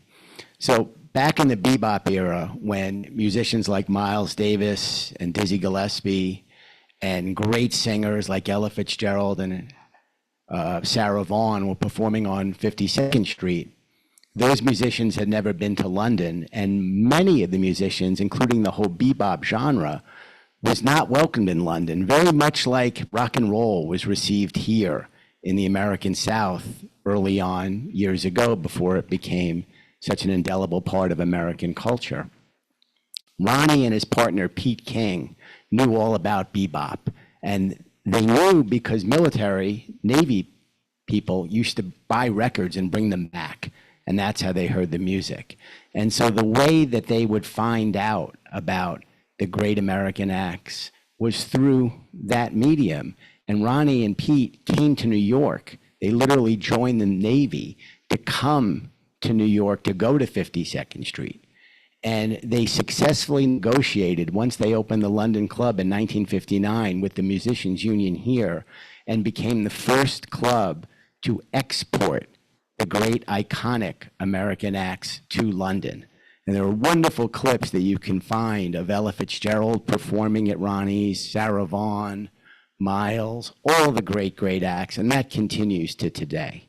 So as a New Yorker, someone who has lived in community board twice, I've been lucky enough to live here 2 times in my lifetime, once on McDougal and another time right by the Strand on 11th and Broadway. And I know what a responsibility you have here. You're stretching as far south as Canal to the river to 4th to 14th. My early career was in the mayor's office. I was lucky enough to work for Mayor Koch, something called the Commission on the Year 2000, which was a strategic plan for New York. And we had a wonderful chance then to interact with community boards. I was a young researcher, I'm a little older now, and wrote the chapters on economic development, demographics, and transportation. And so I understand what a responsibility it is that you have and how many great landmark jewels there are in community board too. This is a global jewel.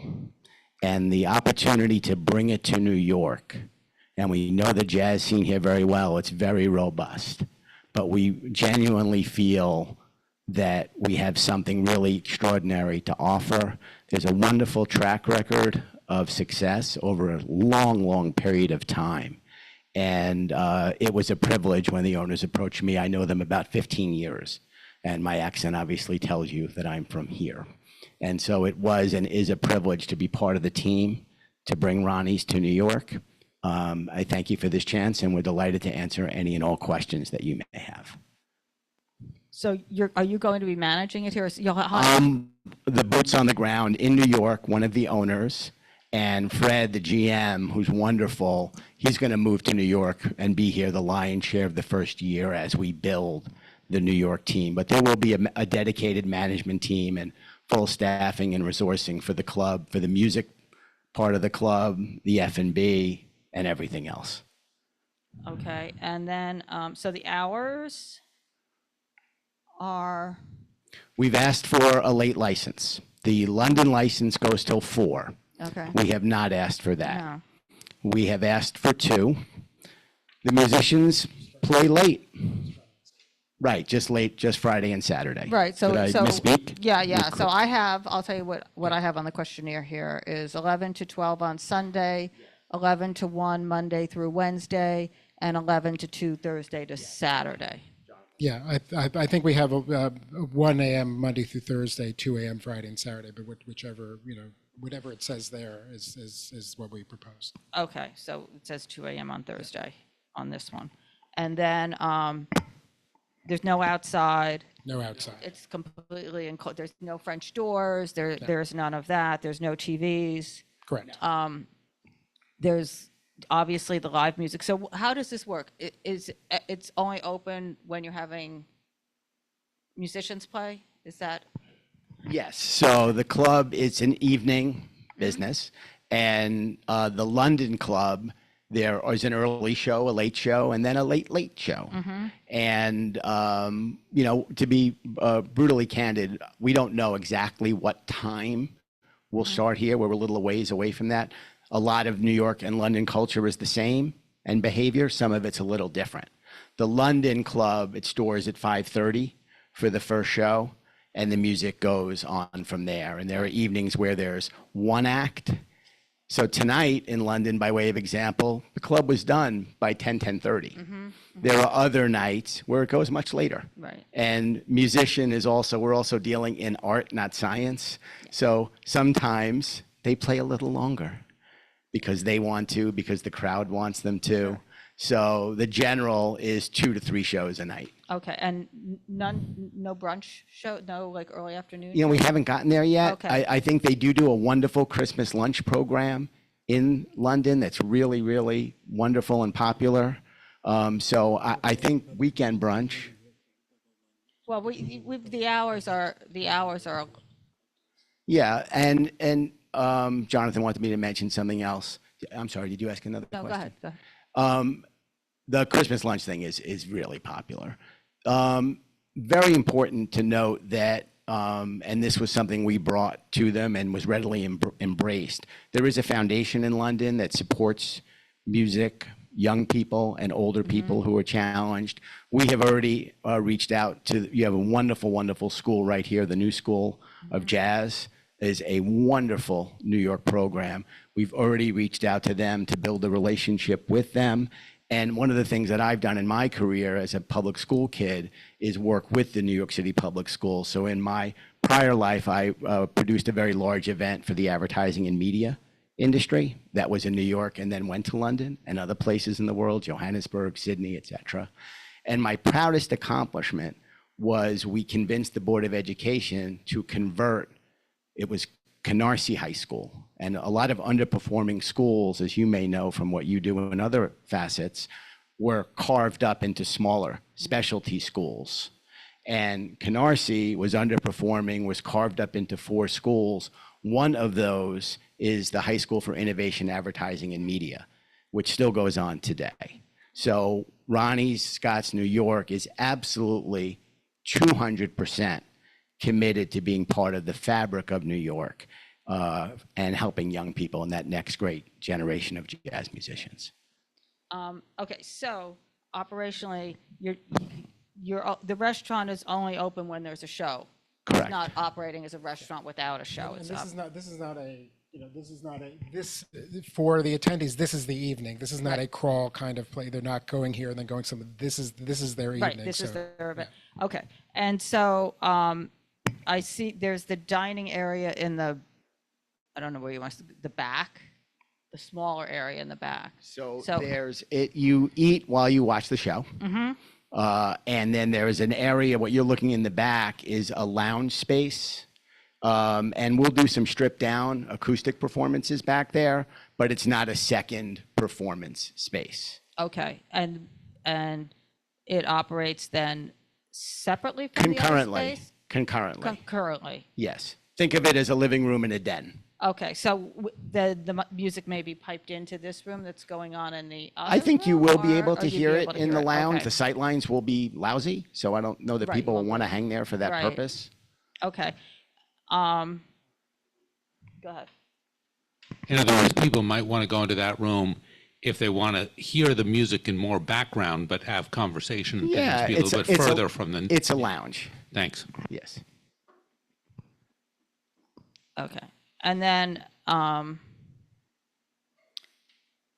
bathrooms are, the downstairs, is that used for bathrooms? Yeah, there'll be for ADA compliance, we'll have on the ground floor, and then additional down below. Downstairs, and that's Yes. it? There's no Yes. alcohol, no nothing downstairs? No patron space downstairs at all. Okay. Right, other than the bathrooms. Okay. And private parties? A couple, not a lot. That's not really what it is. Yeah, I think we said, no more than 12 a year. I should mention also that patron dancing is not something that's going to be common. We just sort of check that box so that if they do have a special event, like, that there may be dancing at that event, but that's not a common Because that was occurrence. going to be my next question, is where no. are they dancing? No, Because it's that is only if, there may be a special event, a wedding, where they're going to want to be able to have dancing. So that's the only reason why we check that box. So But more at a private party. Right, a very, very rare occurrence, not on a typical evening. So would the dancing only happen at the private parties? Or no? It's a club and it's pretty tight. Right. So I was just there a few weeks ago with my wife, and there was a performer. There was a wonderful Motown act, and during one of the big finishing numbers, everybody up, and you're standing. It's like the space here. Yeah. No, I Nobody's. It's not like concert the and China seat. Club back in the 70s. Okay. And then, and it's ticketed only? Yes, it correct? is. Okay. And is there going to be a membership? Like in London, I read you have a membership. So We can do have this- members, and what the members, it's not a member club. Right, right. So what the members get is the opportunity to buy tickets in advance at a discount. And the London Club is just in the midst of a refurb. There's a huge investment has been made in there. And for the first time, there'll actually be a physical space where members can go. And we hope to replicate that in New York. Okay. And the membership's pretty cheap. It's around, somewhere's around 500, something like that. So it's not like joining a big club with an enormous expense. Okay. And there's no bar seats? Are there there's no bar? There's no bar seats? No bar seats. No bar seats. Okay. Dr. Smith? First, I want to ask you, who is Ronnie Scott? So Ronnie Scott was a musician, and he was a saxophone player, and his partner Pete King was also a musician. And it was the first musician-owned club. And he is absolutely a beloved figure. And when the club turned 60 years of age a few years ago, it's give or take 66 now, the club was honored. There was a wonderful evening at Royal Albert Hall for Ronnie Scott's. And if you're really curious, if you're a fan, there's a wonderful documentary called Ronnie's that you can find on any of the streaming services that really tells his story. And one other thing, it's slightly off topic, but I know that one of the priorities of the community board here is to help with outreach for people with mental illness and challenges. And in the overall community board too, priorities for 2026, at least that's what I read in the document. And as a father of a son who's had some mental health challenges, I really appreciate that. And Ronnie, towards the end of his life, had a lot of challenges, as is very common of people in the arts. So I applaud that you care about that. Okay, what, did you do any outreach? Because as you know, you did outreach. Yes, we did. We connected with the community board. They asked us to contact 4 neighborhood organizations. We contacted them all. No objections from anyone. Did you do the Broadway resident? Yes. And Yeah. the other one? Yeah, there was three originally, and then Eva added a 4th, so I added that too. The Jeannie Wilkes organization. One more. Yeah, so so the answer is yes, as well as obviously One more question. two responded, 2 did not respond, 2 responded with just asking for a little more information, and that was it. And one more question. There are buildings around there, as you know, and so I'm not in favor of a 2 a.m. closing on Thursday night because the next day is a school day. we're happy to make that change, to change it to one. Yes. Of course, Lois. It's nice to see you.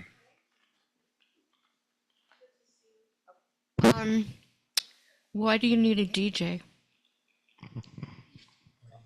Oh, you know, it was something that was added in the last few years, sort of in between the second set and the late show. None of the sound will bleed outside. It's just a single person. This is not a DJ doing a dance. You know, it's not, the room stays the same. It was, rather than just piped in music, it was it's just as a patron who goes, it's just great. It's a single player. None of this, it does not impact the sound or the experience of what happens whatsoever. So you don't advertise the DJ? No. You don't have It's DJ? not star talent. It's just, I'm just. Not at all.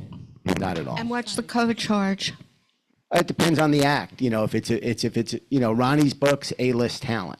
Right. So, you know, 40, 50, 60, 70, you know, really depends on what the act is, what Does that they can include command. drinks or not? No, you know, New York traditionally is a minimum to drink, you know, minimum type of place. The club in London does not operate that way. People drink and order food. Let's talk to here. We haven't decided that yet. Okay. Okay. Do you have anything else? But it's a very well-heeled demographic. So I just was looking at this. This is definitely a 500-foot case. It doesn't say so on LAMP, but the pin's in the wrong place when you put in the address. So that's just one thing. Number two, we welcome this as one of the other first owner recording studios was Electric Ladyland. Is one of the first recording studios here. It was owner operated for the same reasons, so didn't have to be under somebody else's purview of recording. But I think one of the biggest things here, I think this is great. This is in the spirit of our community, the traditions here. This is exactly why people come to Greenwich Village. And this is, I don't think, not necessarily within the confines of what is technically Greenwich Village, but it's within what anybody who's coming here, you know, it's not out of the orbit. One of the biggest things here is sort of something that was touched on, it's traffic. That's the main issue here, is getting in all the for-hire cars, because it's already a nightmare to go down this block, because Great Jones is the only westbound street.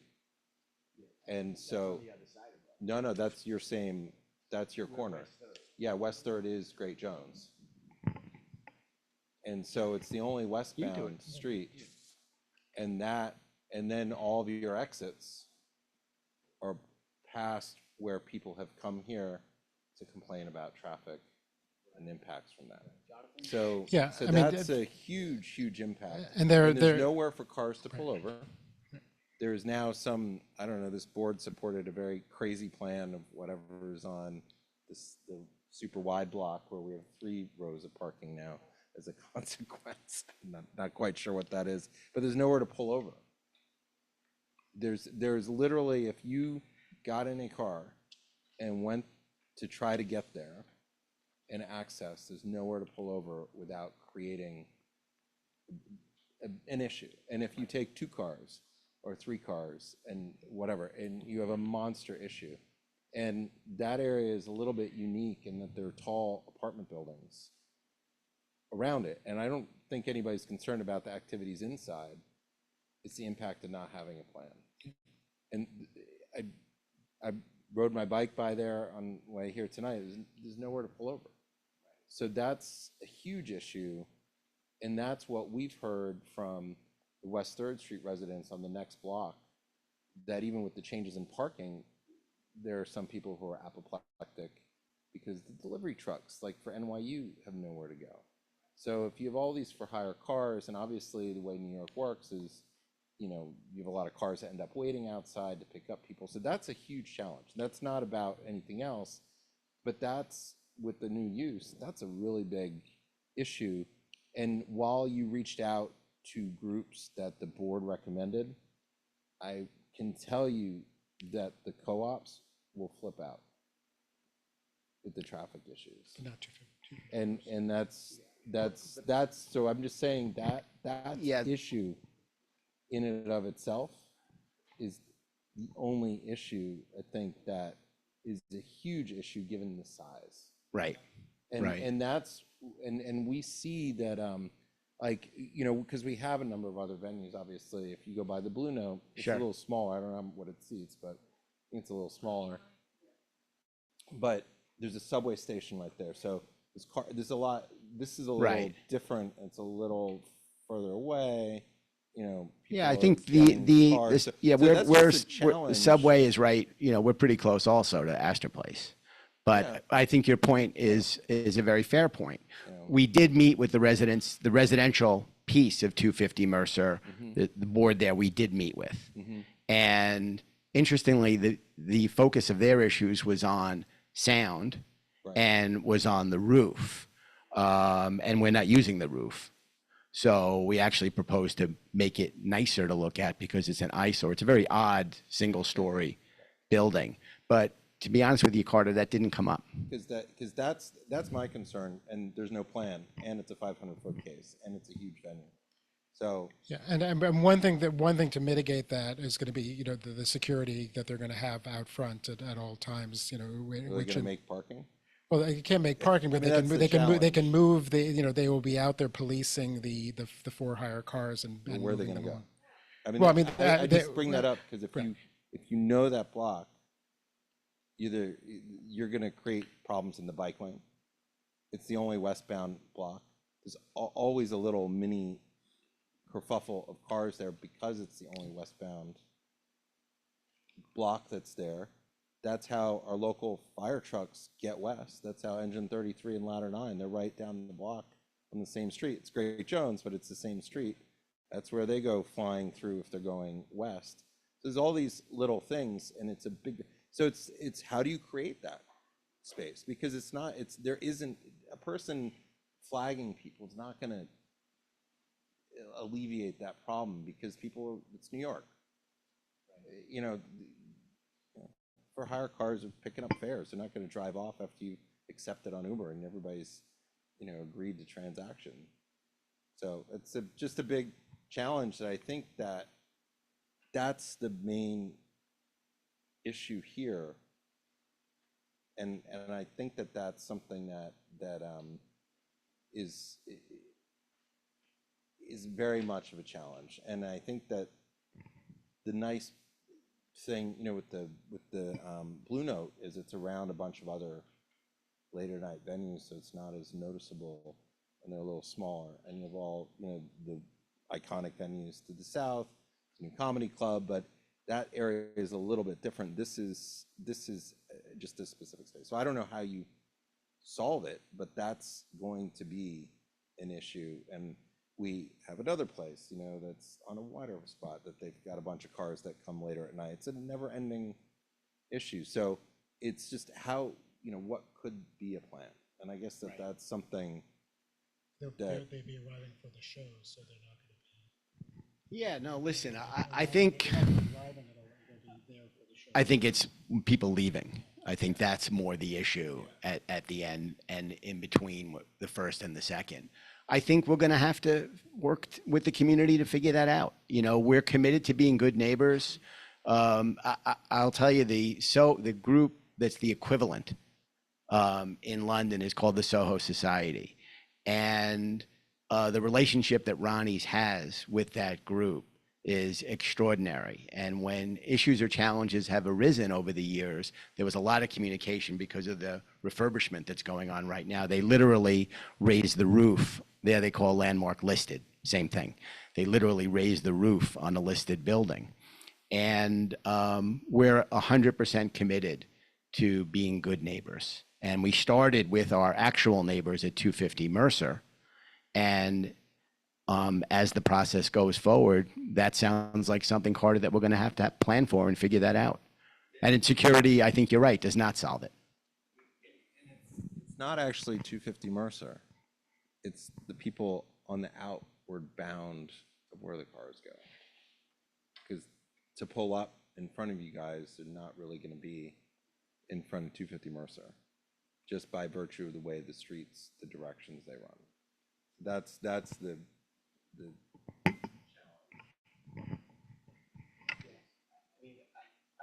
probably been to the site, 30 times.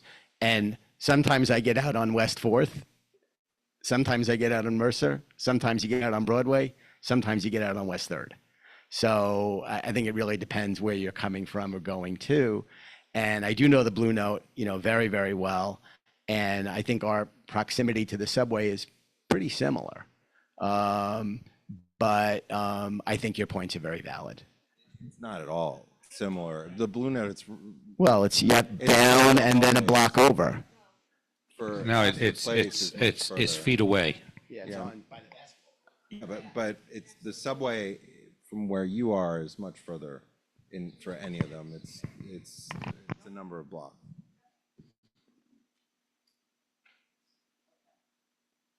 Did you have something? Anybody else have anything? Okay. I think we're good. Thank you.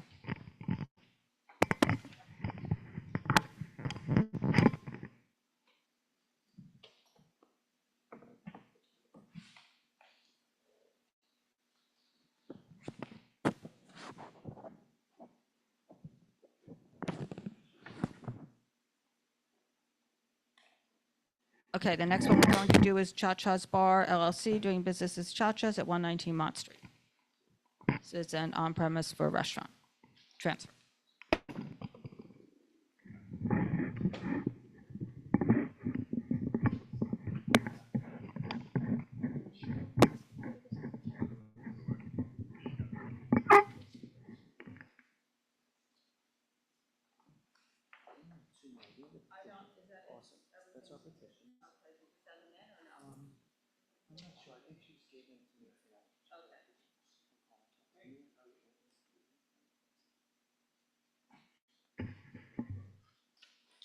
So good evening, everybody. Try this one. Good evening, everybody. Anthony Carabello here for the applicant, Suwincha Singh Swan. This is also owned by Jennifer Seisu of Fish Cheeks and Bangkok Supper Club. Unfortunately, she's in Thailand right now, and it has a 12-hour difference, I think, so she could not join us. So we have seen you guys. This is the third time in less than a year. So I hope that old adage, the third time is the charm, can apply tonight. We were here in July for a premises at 142 West 10th Street. We were also here in November for 32 Spring Street. So both of those were ultimately withdrawn, and here we are today. So this is an existing establishment. This is Vincent's, located at 119 Mott Street. It's been there for, it's my understanding, decades. This is located on the border of Chinatown and Little Italy.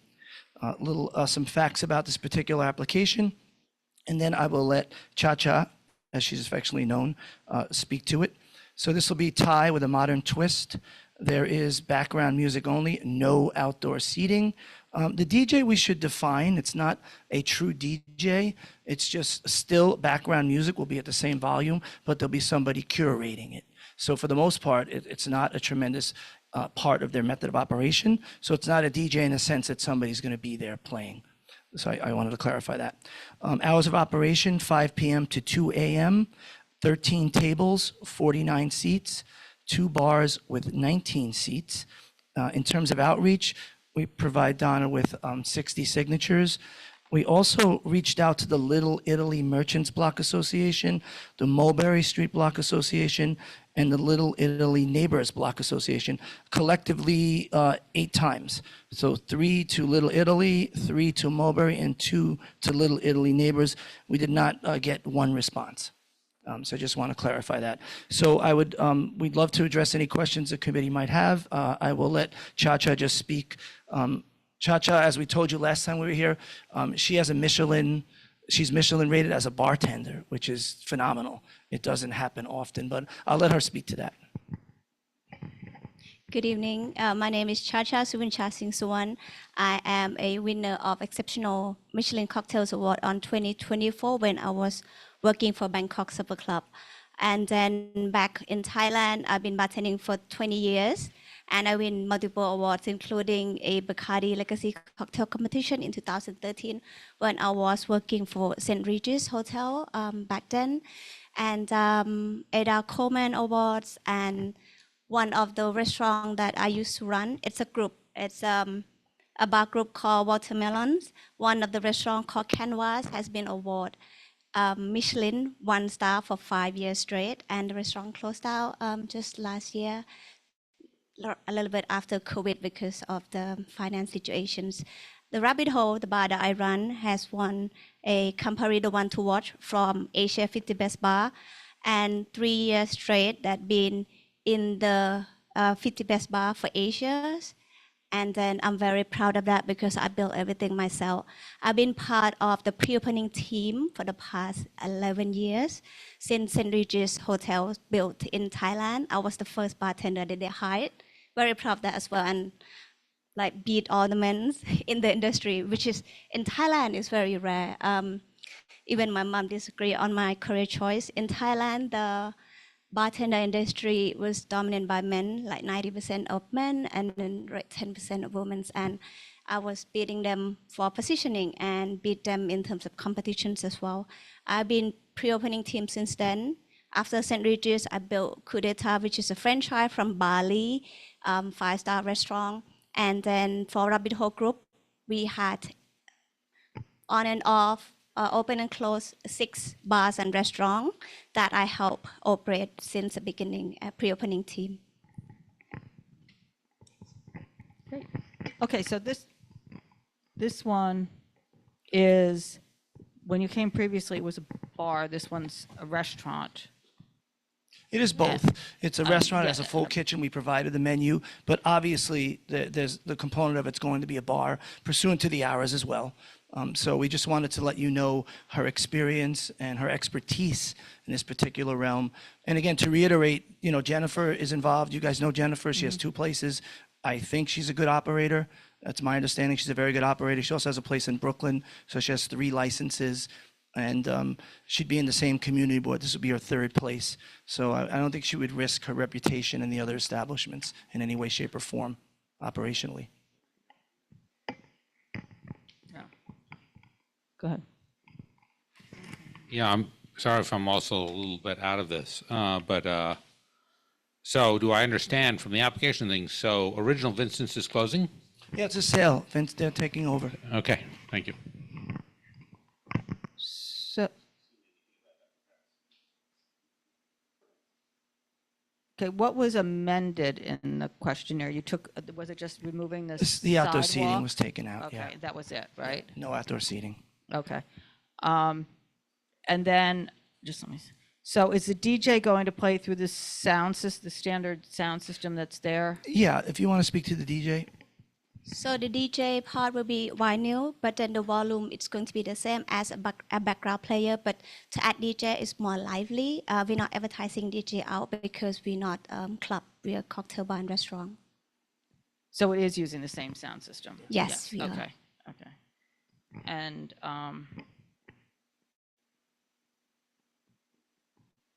And private parties, about 12 a year, or was Yeah, it? we estimated about 1 per month. Okay, so, and there's no French doors or any of that, it's a No. sealed thing. So I think the one thing I'm gonna say is, you know, it was a restaurant before, closing earlier. And personally, I don't know how the rest of the committee feels, that 2 a.m. every night is a bit late. It closed more like at 10 or 11 before. So we anticipated this, obviously.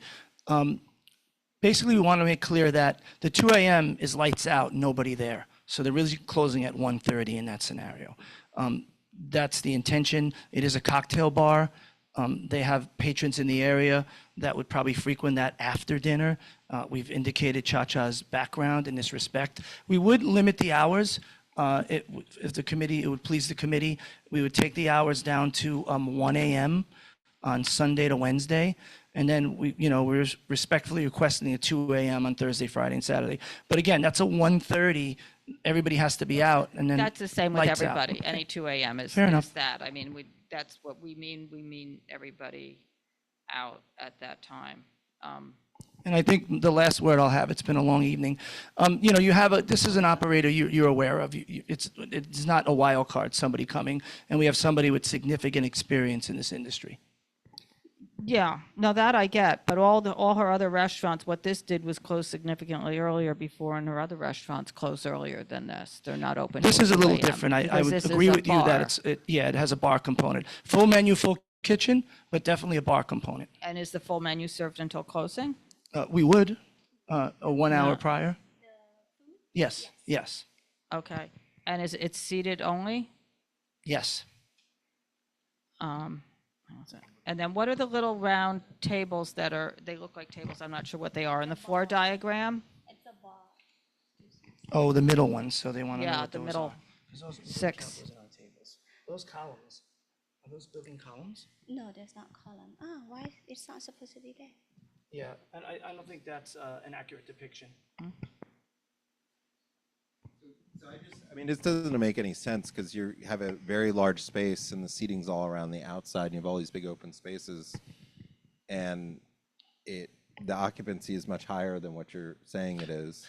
Well, it's that's 120 allowed. and we project. Right. So, I mean, I think what Donna was saying, just to, because she had raised this to me before. I mean, so basically you have a sleepy restaurant. It wasn't a bar that closed at 10 or 11. And now it's a full bar that's going to be a destination location. So it's a huge change. I wouldn't necessarily, Carter, agree with that assessment. I don't think it's a full bar and it's a destination. I mean, like I said, Jennifer has 2 places, their That are restaurants, full. Destinations, I live right next door to one. do I. She's a very good operator, but I will just say the line is outside at 4:30 every day. It's Okay. a destination. Okay, I mean, in terms of, And it closes early. It's a restaurant. So it's not drawing the bar crowd that I think you're likely to draw here, even though it's a full restaurant with, so I would also interject that the establishment's had a license for decades.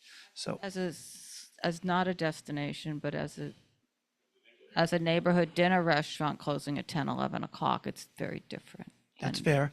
The last thing I would say is this is our 3rd time before you guys. We've done our diligence. This is the 3rd time. I would respectfully ask you to please consider that. At the hours, and it's, I think I did look through this, it's all residential buildings around there. I did check on, so it's all residential buildings. I clicked on all of them that are kind of, so there's one across the street, I believe, that's more newer. Huh? Yeah, that. So Yeah. the 60 signatures, I think if you look at the addresses, are basically in that area. I mean, if you want to speak to obtaining them. So last month, I go out myself 2 days, Thursday and Saturday, to try to get the petitions on the liquor license.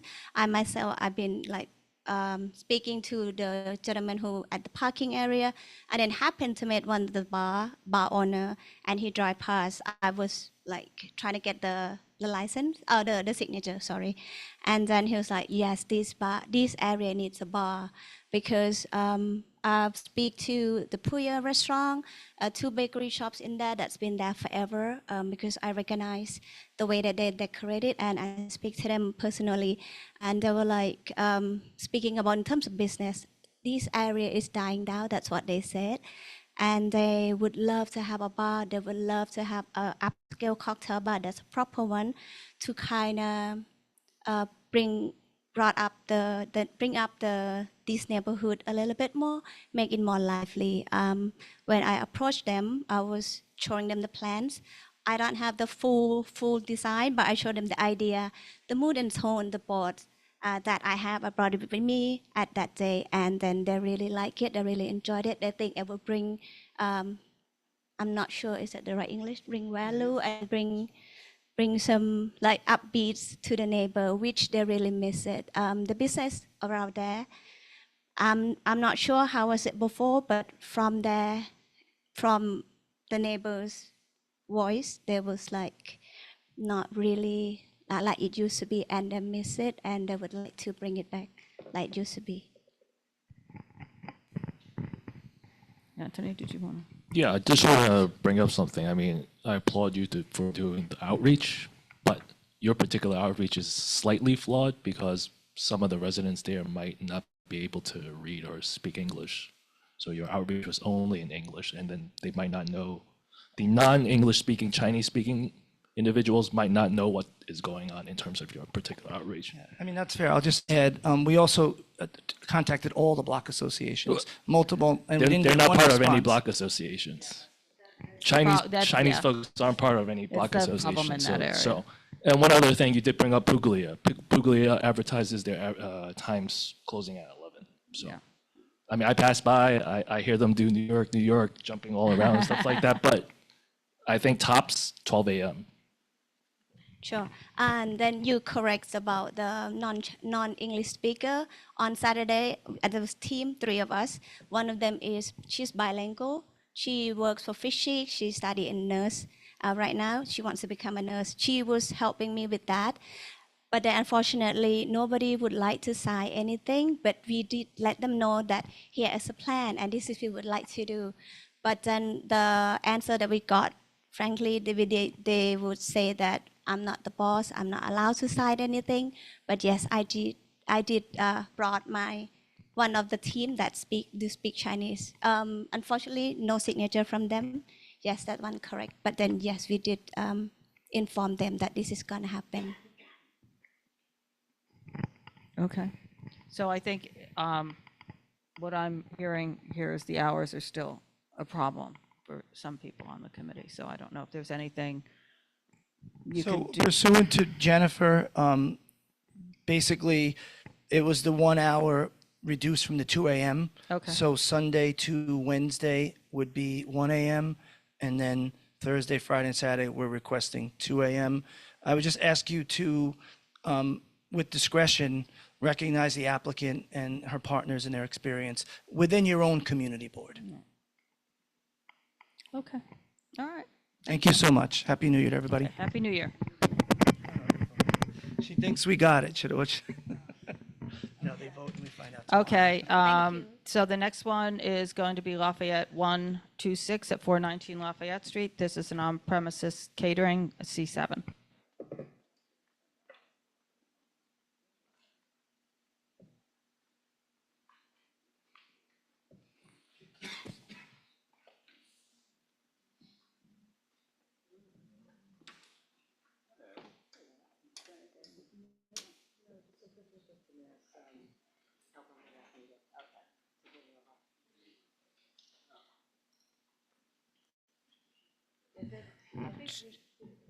Packet that was given to us? I don't know. It was not. It was not. No. Oh, that's okay.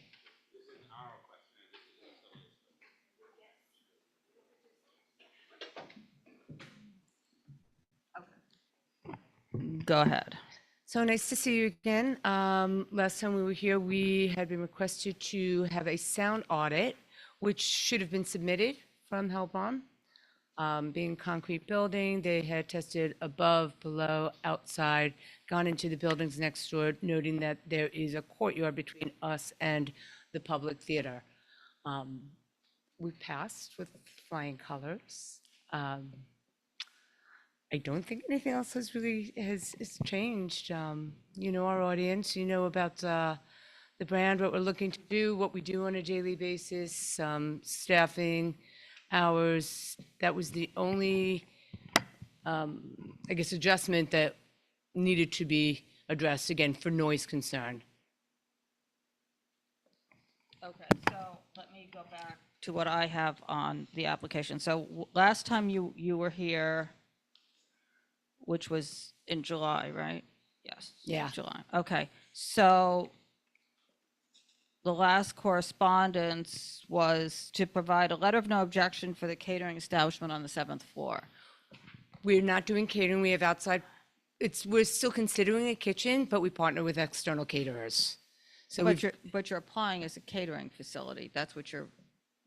Yes, That's and we're what your still working. application. So right now, the use group is a use group 17. Manufacturing. Manufacturing. So My how are we understanding, the getting from architect is. manufacturing to the catering establishment? They're still working on permitting and permanent COIs. We've got TPAs right now that we're still working So with. that's great, because that was the third bullet that we asked for last time was a pathway to get a public assembly permit that's not a temporary one, because that was brought up last time too. Architect is still working on that. Okay, so I'm just going to say that out of the 4 bullets here, we've got the sound report, but we don't have answers to the other. We have nothing that shows that this is viable in this space. And that, okay, I will follow up with Hellborn on that. I will follow up with them on that. Right. Because I know that our architect is still working on it. There was some open permits and applications from back when there was work done before, and they needed to be closed up, so I can't speak to that. But I will follow up on that and make sure that that's addressed. Oh, okay. And so are you on the license of the Bento Brooklyn? Lafayette? No. Bento Brooklyn is actually closing.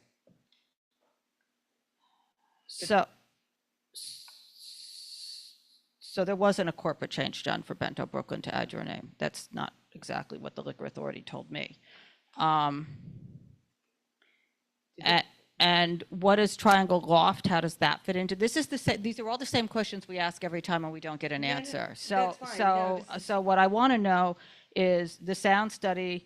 Triangle Loft is a privately rented event space. It's all referencing Triangle Loft. When you go to the Triangle Loft website, which is supposed to be Bento Brooklyn, that's what it's supposed to be. That's what it's 2 different companies. But it's not that way on the website. You can say whatever you'd like to say, but Okay. on the website, the space that is licensed under Bento Brooklyn with the Right. different principles. Correct. That you came for a corporate change on one time, and then that I don't know if it was ever withdrawn, but it was. That space advertises the 5th floor that's licensed under Correct. Bento Brooklyn. It advertises the 4th floor that We don't even have the 4th floor. We But I'm never- just telling you what's on the website. This is what we Okay. went through last time. It's still on the website unless something changed in the past 2 days. On the 4th floor. It also references this location there as part of that, which is Triangle Loft and not Lafayette 126. So this space is there on the 7th floor as well as the rooftop in this location. So our continued confusion on this is how do all these different companies overlap? Who is working at which one? Who is the principal at each one? Who's responsible?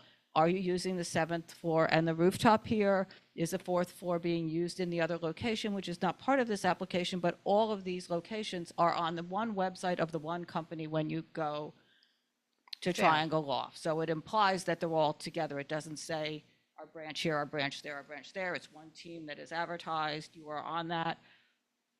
Fair. But you're not on the license for that space, or you are on, they said you've been added. You're saying you're not on it. So that's confusing to me, that I've been trying to understand this since Bento Brooklyn came years ago to us, and it hasn't been clear. So Bento Brooklyn was supposed to close. Originally, it had come for a corporate change. We all thought it was closing. It's now, we just literally got word today that it will be closing most likely March. The whole building will be closing down around that. Don't quote me on that exact time, but around that time. The 4th floor, we no longer own. We keep it on there because we do a lot of back of households and we help the building out. So if somebody, a production company is looking to do a catering hold for a film shoot, we'll send it to the building, the owner of the building, and they'll say, will you manage it? And we will manage it for them. So it's just another way to help them out. But to your point, you are 100% correct. It is Bento Brooklyn. The corporate change was withdrawn. You are correct again. Well, the one, you came to Correct. us and we were worried about the paperwork and that you might be getting into trouble there or something. It just wasn't, didn't No, seem we thought proper. it was closing. Right, we So- thought it was so- going to close. So that was. We thought it was going to withdrawn. close. But when I asked the liquor authority last week, they said that there is a corporate change with you on there. So I'm I going to can be honest, that's, follow up with you, but that's what Yeah. I was told by the person at the liquor authority. I don't have paperwork on that. I just have an email that says that. I don't have paperwork on that either. I don't. I have, in fact, I still have my email requesting for withdrawal. Okay. So that is honestly, that is news to me, and I as well will follow up on it. And lastly, to the third part of that question, with having Triangle Loft, I know it's a complicated story. It is a completely separate company, 100% in the NoHo. I had gone in there, I had been looking for a space for quite some time. It was almost like a test to try and work, to see if it worked, to see if I was able to get feedback. Being that Triangle Loft had so much digital, what's the word I'm looking for? Optimization on Google and getting my name out there as a business owner, operator, will call me as an operator. That's why I thought it would be best to put it on so people saw it. And that's why I did it. And as for the rooftop, yes, we will do film shoots up there. We'll do staged up there. But we're not doing big parties or events. And I think you know from the history, I too have run Triangle Loft and even had residential neighbors literally on the 4th floor below me. We have never had a complaint. Well, part of the thing is I think they get to stay at the Gansevoort Hotel once in a while when you do parties there.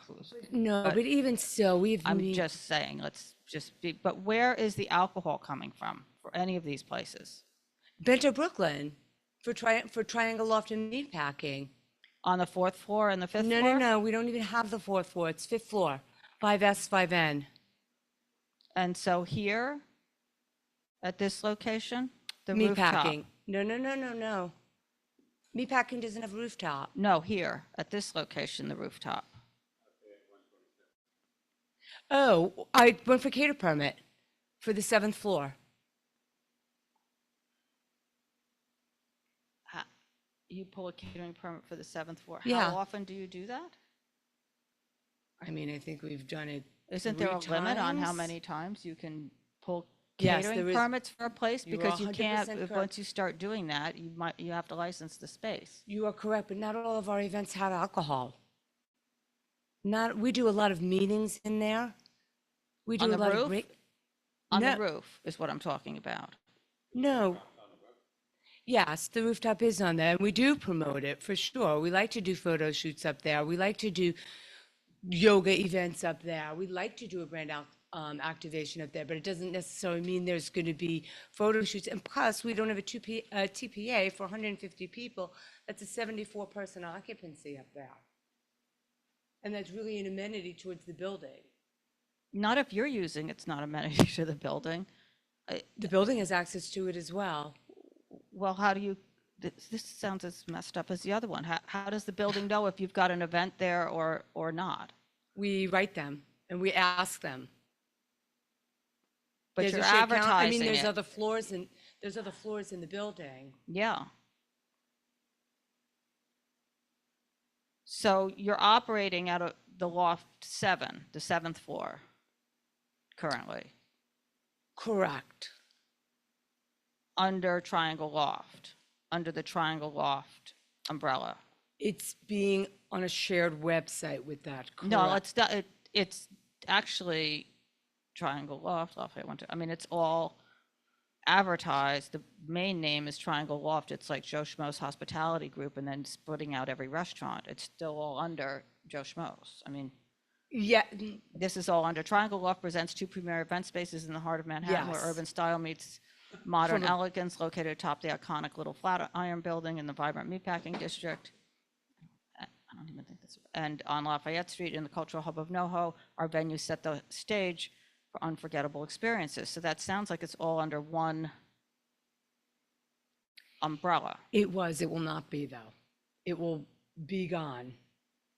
Again, Triangle Loft as a whole and Bento Brooklyn as a whole. Well, Bento Brooklyn isn't even listed on here, which was my concern about meatpacking, but that's a separate thing because it's not even listed on here. And then at the bottom, it says the team and you're the creator. And then it has the other people and it doesn't split them up of the team for one and the team for the other. It's the team. Right. So the team is me, in all fairness. the team is me. Okay, well, I don't know. We do contract, obviously, If we the do other contract 6 out members of your service. team feel that way, but, They're- But you know the history, because I started it well, it's during written down COVID. here and I've read it a Yeah. bunch of times too, and you came into the space during COVID but it just, this just never seems clear. It doesn't seem clean. I'm just going to say it just doesn't, all this overlapping, and this is the same thing we say every time you come, is that this just does not seem clean. It's not, the ownership isn't clear. I mean, I could write the same email again. I and didn't why- realize that the why ownership would- should be on the website. Hmm? I didn't know that the ownership, I didn't know that the Well, ownership's name should be on the It's- I website, the mean, LLC. I mean, I don't, it's just odd to me. Talking about Bento Brooklyn, it's very odd to me that there's a whole website that doesn't even mention their name nor the 2 principals that came for the liquor license. But that is not the matter that is before us here now. What bothers me now is that it's all tied in with that. It's not separate. And we don't have a letter of no objection for the catering on the 7th floor, and we don't have the pathway to change the certificate of occupancy to a use group for a catering establishment, and we don't have a pathway to get the public assembly, and those were 3 out of the 4 bullets in the email that was sent on July 11th. Okay. About this application. And the rooftop is supposed to be a caretaker's apartment.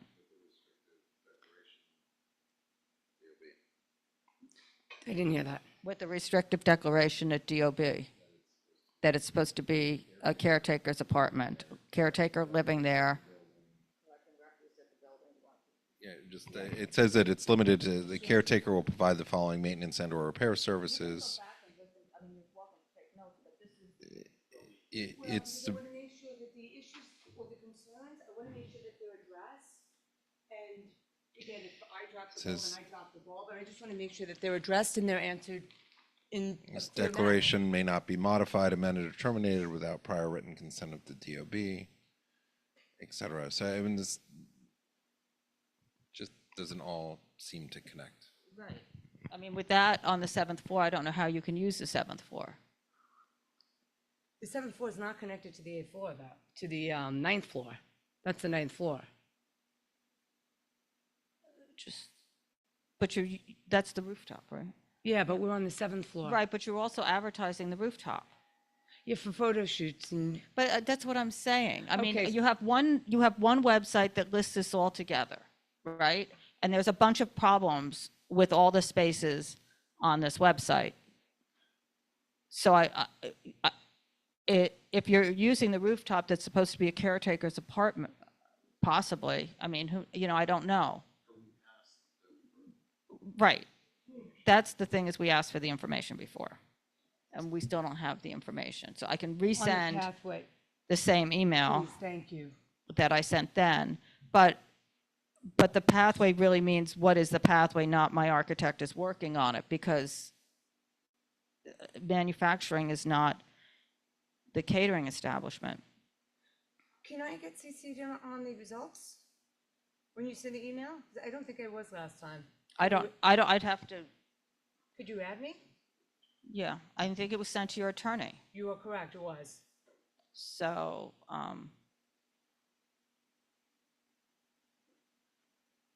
This way I also have a copy and I can keep on top of things. And to your point, and again, a fair statement on the website and the confusion, absolutely right, that'll be cleaned up. We're working on the new website, so that should be up and running. So I completely understand that. so, okay. What? Right, so the 50 people, you have to be able to serve food for 50 people. Are you able, I'm trying to find. it. Yes, we've got what they call a CADCO, or an electric oven in there. We've got full sinks in there. Because the kitchen prep area is all of 10 feet by 3.5 feet. I mean, it's basically the size of the table, a little bit bigger. And, well, we they, have so catering partners as they, huh? What, you're allowed to? So what did you just say? Because he's talking at the same time, so I didn't hear you. What did you just say? we're allowed to have catering partners in as well, no? You're allowed to get the food somewhere else and reheat it. You have to have the facilities to reheat it for 50 people and prepare it for 50 people. Actually, I gave the table a larger size than it is. It's 10.5 feet by 2 feet, not 3.5 feet.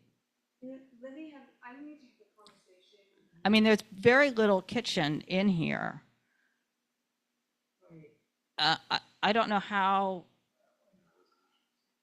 Right. I mean, it is outlined in our resolution. So somebody could go, I mean, yes, I can mail it, but it's easy to find on our website as well. You go under documents, resources, and click Lafayette, search Lafayette 126, and it'll come up from July.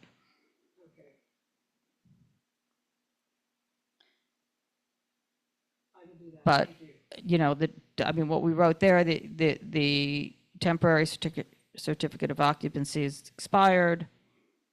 And the other issue, which I hadn't touched on yet, but it's still the same issue, is the passenger elevator. I mean, I think we discussed last time the passenger elevator fits about 35 people in it. And so, and you are looking for an occupancy of 185 people. How are 185 people or 100 people or 150 people getting up a passenger elevator with 35 people? Provided they're not obviously arriving all, you know, they're not getting dropped off by a bus or something along those lines. Or just all at the same time when the event starts? Correct. We usually, even still, regarding an event, there's always a window of arrival. It is never, they never, never, never arrive at the same time. Again, Right, if but there was it's one little elevator for the whole building. You're not the only person in the building. So how does that work? Well, there's a couple of things. Usually, well, I shouldn't say that because it depends on the type of event that we're doing. Most of our events happen to be on the smaller side. I mean, a brand activation could be for 40, 50 people. Meetings can be more. They can arrive at 9 a.m., they can arrive at 4 p.m. So it does, you know, each event, each meeting is very unique.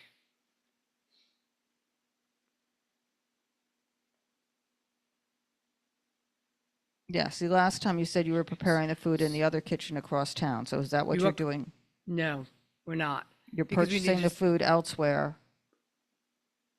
How are you getting the food? We're getting from supermarkets. We still have a chef, and he heats. And then we also do have catering partners that come in.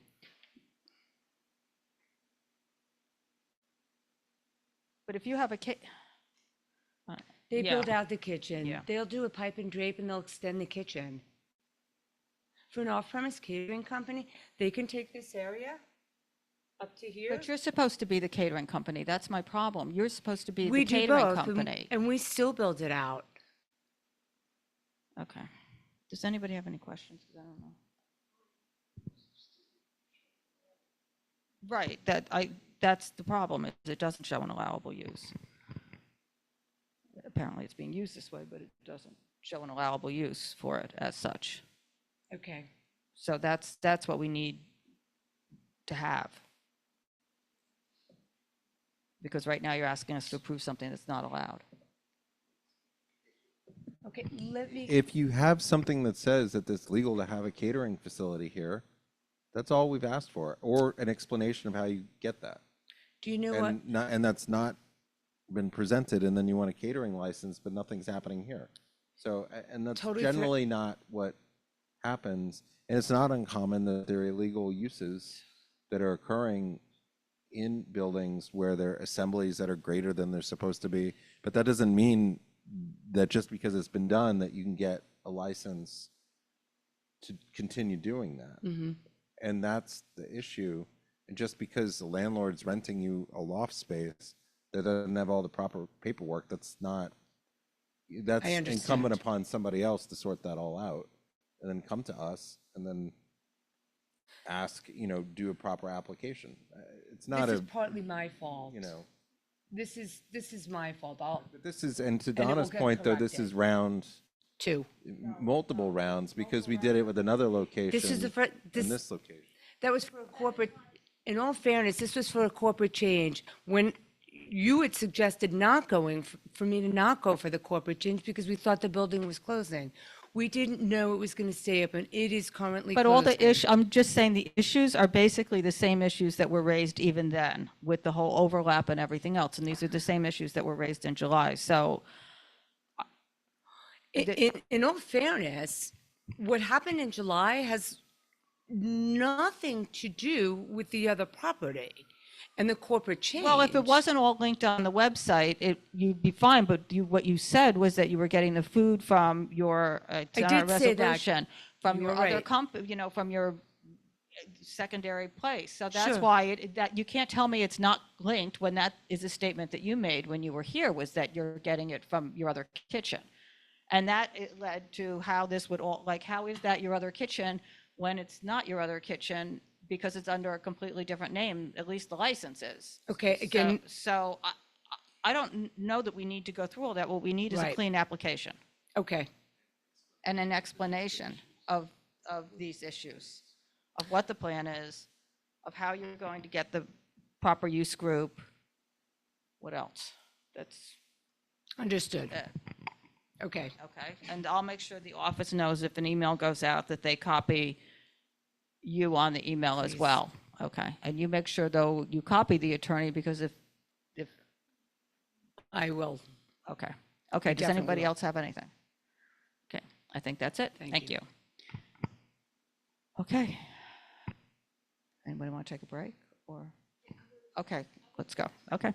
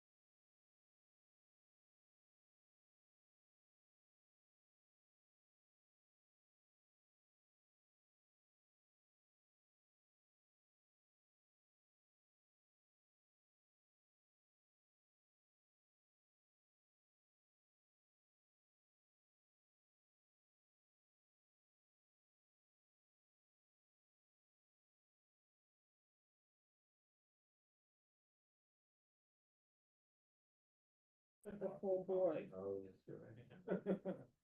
Not a neighborhood. What- That's What right. else would they go up to the full board? Okay. They'll go up to Go the back full to that. board. Okay. I believe, we're Maybe licensing the- the entire SLA, space. not ours. They'll go up to the SLA, probably Maybe licensing the the entire space, because residents not will go. licensing the entire space was conditioned on us doing a deny and less, so they will be up there licensing the it's going courtyard to- and the Cormac entire. is a very important part, Okay, it's an Cormac. individual landmark. It's- Yes. It's standards are pretty. Yeah, fine.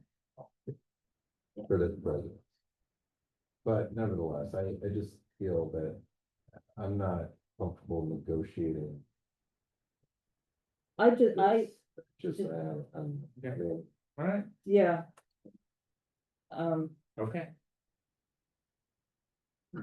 So we just not, We just Yeah. lay out what was, I What just we think said we lay last out all the issues. Right. Clearly, I think that would be I helpful. think they should put like a license inside. including the And things saying what we were okay And with, sandwiches. or still. Yeah, we're fine with what we were fine with before. Yeah. And Where again? The use, the commercial use will be on. Full stop. then it's secondary. I mean, I do think if the last person who spoke in favor of the theater and everything, I mean, I think we all agree with that. But I just don't. Let's see. This is a nice amenity, but I don't see it as a real. And a huge disruption to a bunch of residents. Can I there. also say that and I'm speaking if only for myself, I'm very much in favor of theater and more theater in New York, Mhm. right? Not, and I don't know this space well, but Right. not every historic theater can meet the standards of what we should But we're have not as theater talking about today. theater, we're talking about an outdoor space. And That's I true, think it's too. exploitation. That has of nothing to do the with the theater neighbors itself, And the yeah. community and the people that have lived there for decades. Well, it's an outdoor space next door that was not in the past part of the theater, part of the restaurant below it, next door. Allowable. And it wasn't allowed to use And even it as wasn't that. allowed then. Yeah. Maybe it was a speakeasy for all we know. Okay, so we're just, Speakeasy, I'm just So we're saying, that's why I was like, Anthony? Yes. Public speakeasy. Okay, but it's important to lay out all the issues. Yes, and yes, I have, I think, I'll lay it out and let everybody, please read the record so you will add in. I'll try to do it earlier, even if I just do this one. Yeah, this part's outside our purview, but the whole issue about the DOB and I'm sure the DOB will, doesn't it sound like something that a new councilman, Harvey ought to be getting on top of? Oh, yeah, we Yeah. should. Especially since he wrote that law that allows them to jump right into. On day 31, by the way, day 31, I mean, serious. Okay, Excellent. What? So what's it gonna be? so it's denied. Unanimous? Well, we welcome seeing them back again. Yeah. We welcome seeing them back again Yes, for that's the original application of interior only. More expensive liquor. Nice Pass it along drinks to and you. sandwiches, expensive stuff, See you up there, Matt. makes money. See you there. Although I must admit that I think Anthony's getting a month it is because it. And junior mints at $5. Okay, moving right along, now we'll go back to our order. Take care. Good night. Thank you, Tom. So Green Street, that was, item A2, that's just really The White Oak Tavern. White Oak Tavern, adding the bathroom, enlarging the bar, but they've already done all of that, and they're just correcting the record. Yeah. You know, I thought it was deny on shockingly conscientious of them. the- deny on the- And that they were. Okay, well, you tell them. Well, I'm sorry, I lost you. What address is this again? Sorry. Was that White Oak Tavern you said? Yeah. What? Oh. That was my other client. Did you finish it yet? Or? Yeah. Which one? White Oak. 9/11. White Oak, yeah. Okay. Okay. It's refreshing to have somebody come back and correct. Thank the record. What? For White Oak. Yeah, Say yeah. it's all- We yeah. we uncovered it during. We've gone there many members of the board Yeah, after. like- the board- Oh, really? Okay. It's like the bar looks, I don't, Yeah, no, it was, yeah, so we did a foil and what the SLA had on file just didn't match. okay, okay, good. I did, though, what was in the package, just so you know, they have steps on the outdoor, Mhm. that they came, I forget what month, March or something, Right. early. And it doesn't match what's in the packet, In what Well, way? the hours. It says 11 and 12 and they have steps for 10. Oh, if they have steps, then, So, okay, yeah, so, right, and, yeah. and it was exactly the same thing they submitted. So I think it's just. Okay, if yeah, they have yeah, steps on it, I- then, okay. You know, that it is what it is and that's okay. Okay, that's fine. Thank you. Because they weren't changing it. Okay. All right. Okay, so Greene, so, Motab? Yes. That's the Figaro space? Yes. The open doors, closing them at Yeah. 10 like we had before, Yeah, I don't, yeah. you know, we all, that's, and, what else, something else happened with that. Oh, yeah. They close the doors at 10. Yeah. I'll put in there any future sidewalks, should they have it, closes at 11, because that's what it had before. Why, Or what? the issue there, we walked by like, Oh, Penny. yeah. We walked Well, by that's what Penny it- and they can't- nothing really fits, so they just need a plan. I mean, I don't know why people don't just give us the plan, I mean, Because they said that they, well, I don't think they think it really fits. right, The biggest issue there was with this current operator and the Horrible. tenants and the windows were open. right, and and well, live music, they weren't supposed to have live music. They didn't have couldn't live get music. anybody in. So they were trying to get, walk through. I looked at that place for open, it was like cute looking, Right, the prices were out of line for the floor and everything, and it looked empty most of the time. These guys look great, I mean, Yeah. this place looks really good. to yeah, them. yeah, no, this could be a They're nice, gonna be great. a nice addition there. Okay, so we're denying less with that? Yep. That's the. Okay. Right? Okay, then the next one is, yeah. We did Ronnie Scott, we did, so the next one is Chacha's. Chacha. It's Chacha.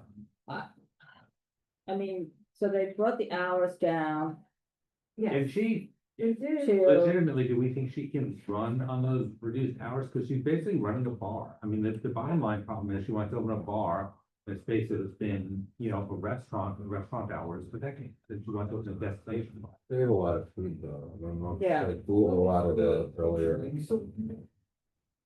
You've been. what is that? Oh. No, but did you see the list Yeah. of drinks? The creativity? Yeah. But it's still, so 1 AM Sunday to Wednesday and 2 AM Thursday to Saturday.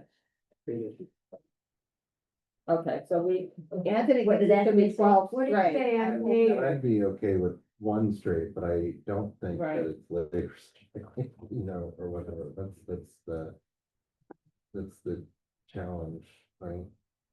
She'll just have to open early. Not 5 PM. Yeah, which she doesn't do. Doesn't do that at a restaurant, but.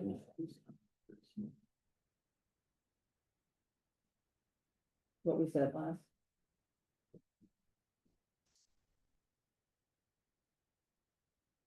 Yeah, I was just looking up Angel Share.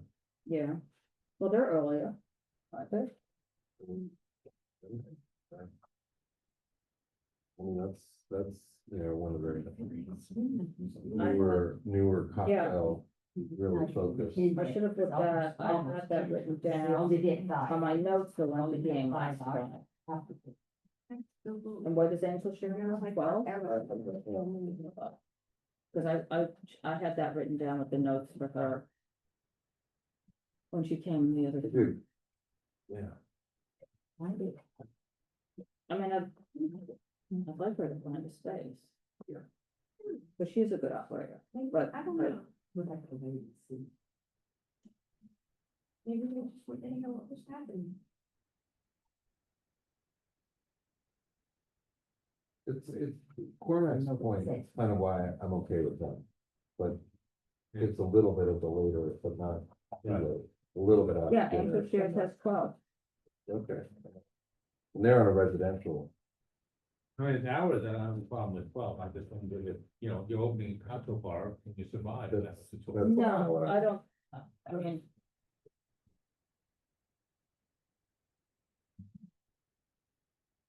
So what do we want to do?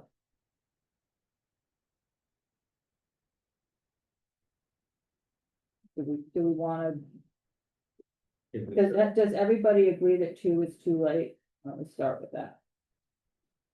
Or is anybody okay with 2 o'clock at any, Anthony, I know it's not, but is anybody else okay with 2 o'clock at any, on any of the evenings? I'm fine. You're fine with 2 o'clock? Yeah. At what days? Thursday and Friday. No, not Thursday. And Saturday. Not Thursday.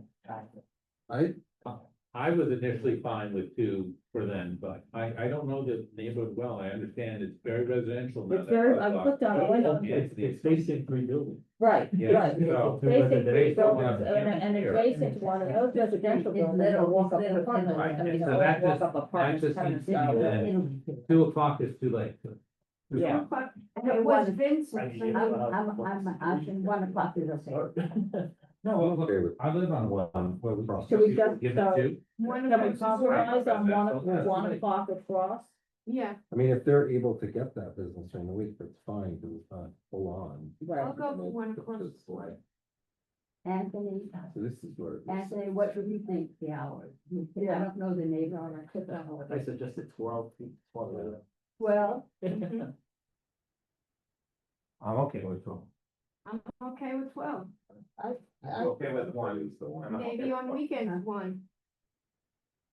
It's Hester Street. There's a lot of people that live there.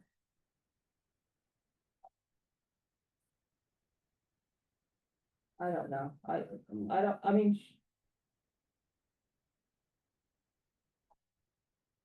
She is a good, I don't know, I'm kind of okay with the 1, because she's a responsible operator. Yeah, That's She's that's. got a proven track record in Yeah. our community It's the of being a responsible operator. It's denying less, just determining the hour.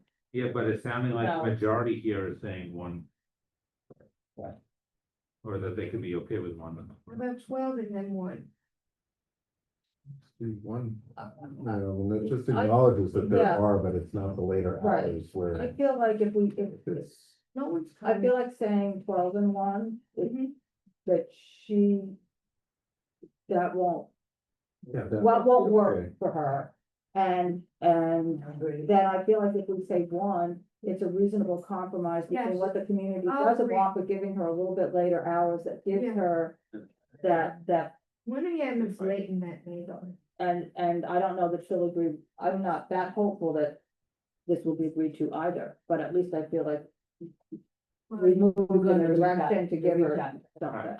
Okay. Okay, so it's deny unless they agree 1 AM across the to board. 1 AM. Anthony, are you gonna go with us or no? No, okay, so that's 5, Big 1. 5 to 1. And then in the future outdoor, you want to put the. She said she does not have an offer. Because they believe when they presented it, they said it was on private property. And I said, show us, and they said, we're withdrawing it. Well, because they previously had outdoor, Right. outdoor dining, so I just wanted, if we're dealing with this all at once. You want me to put something in there that says any future outdoor closes at 10? Down, 11, whichever it is. I would prefer to say 10. Okay. So is that okay? Yeah. The last one? 10 PM outside, I'll put that in. Okay. No, I don't want. Just in case, right? Just in case, and then the next one is Which Lafayette one, well, I'll just reach out to her and make sure that she's withdrawing, but otherwise I say this is a deny of all the Deny. reasons. Deny. Caterer, yeah, There's so many reasons to deny. okay, Deny and confused. okay. Yeah. So it's confused. I think the building is, they're renovating that building, so that's probably why that's closing.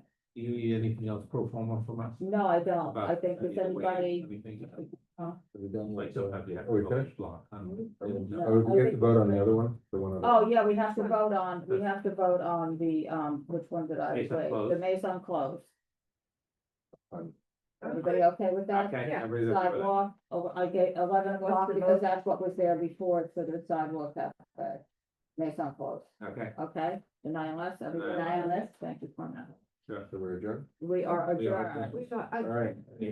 I asked them to stay according to you. And so later on, I'm going to, where I'm going to, support.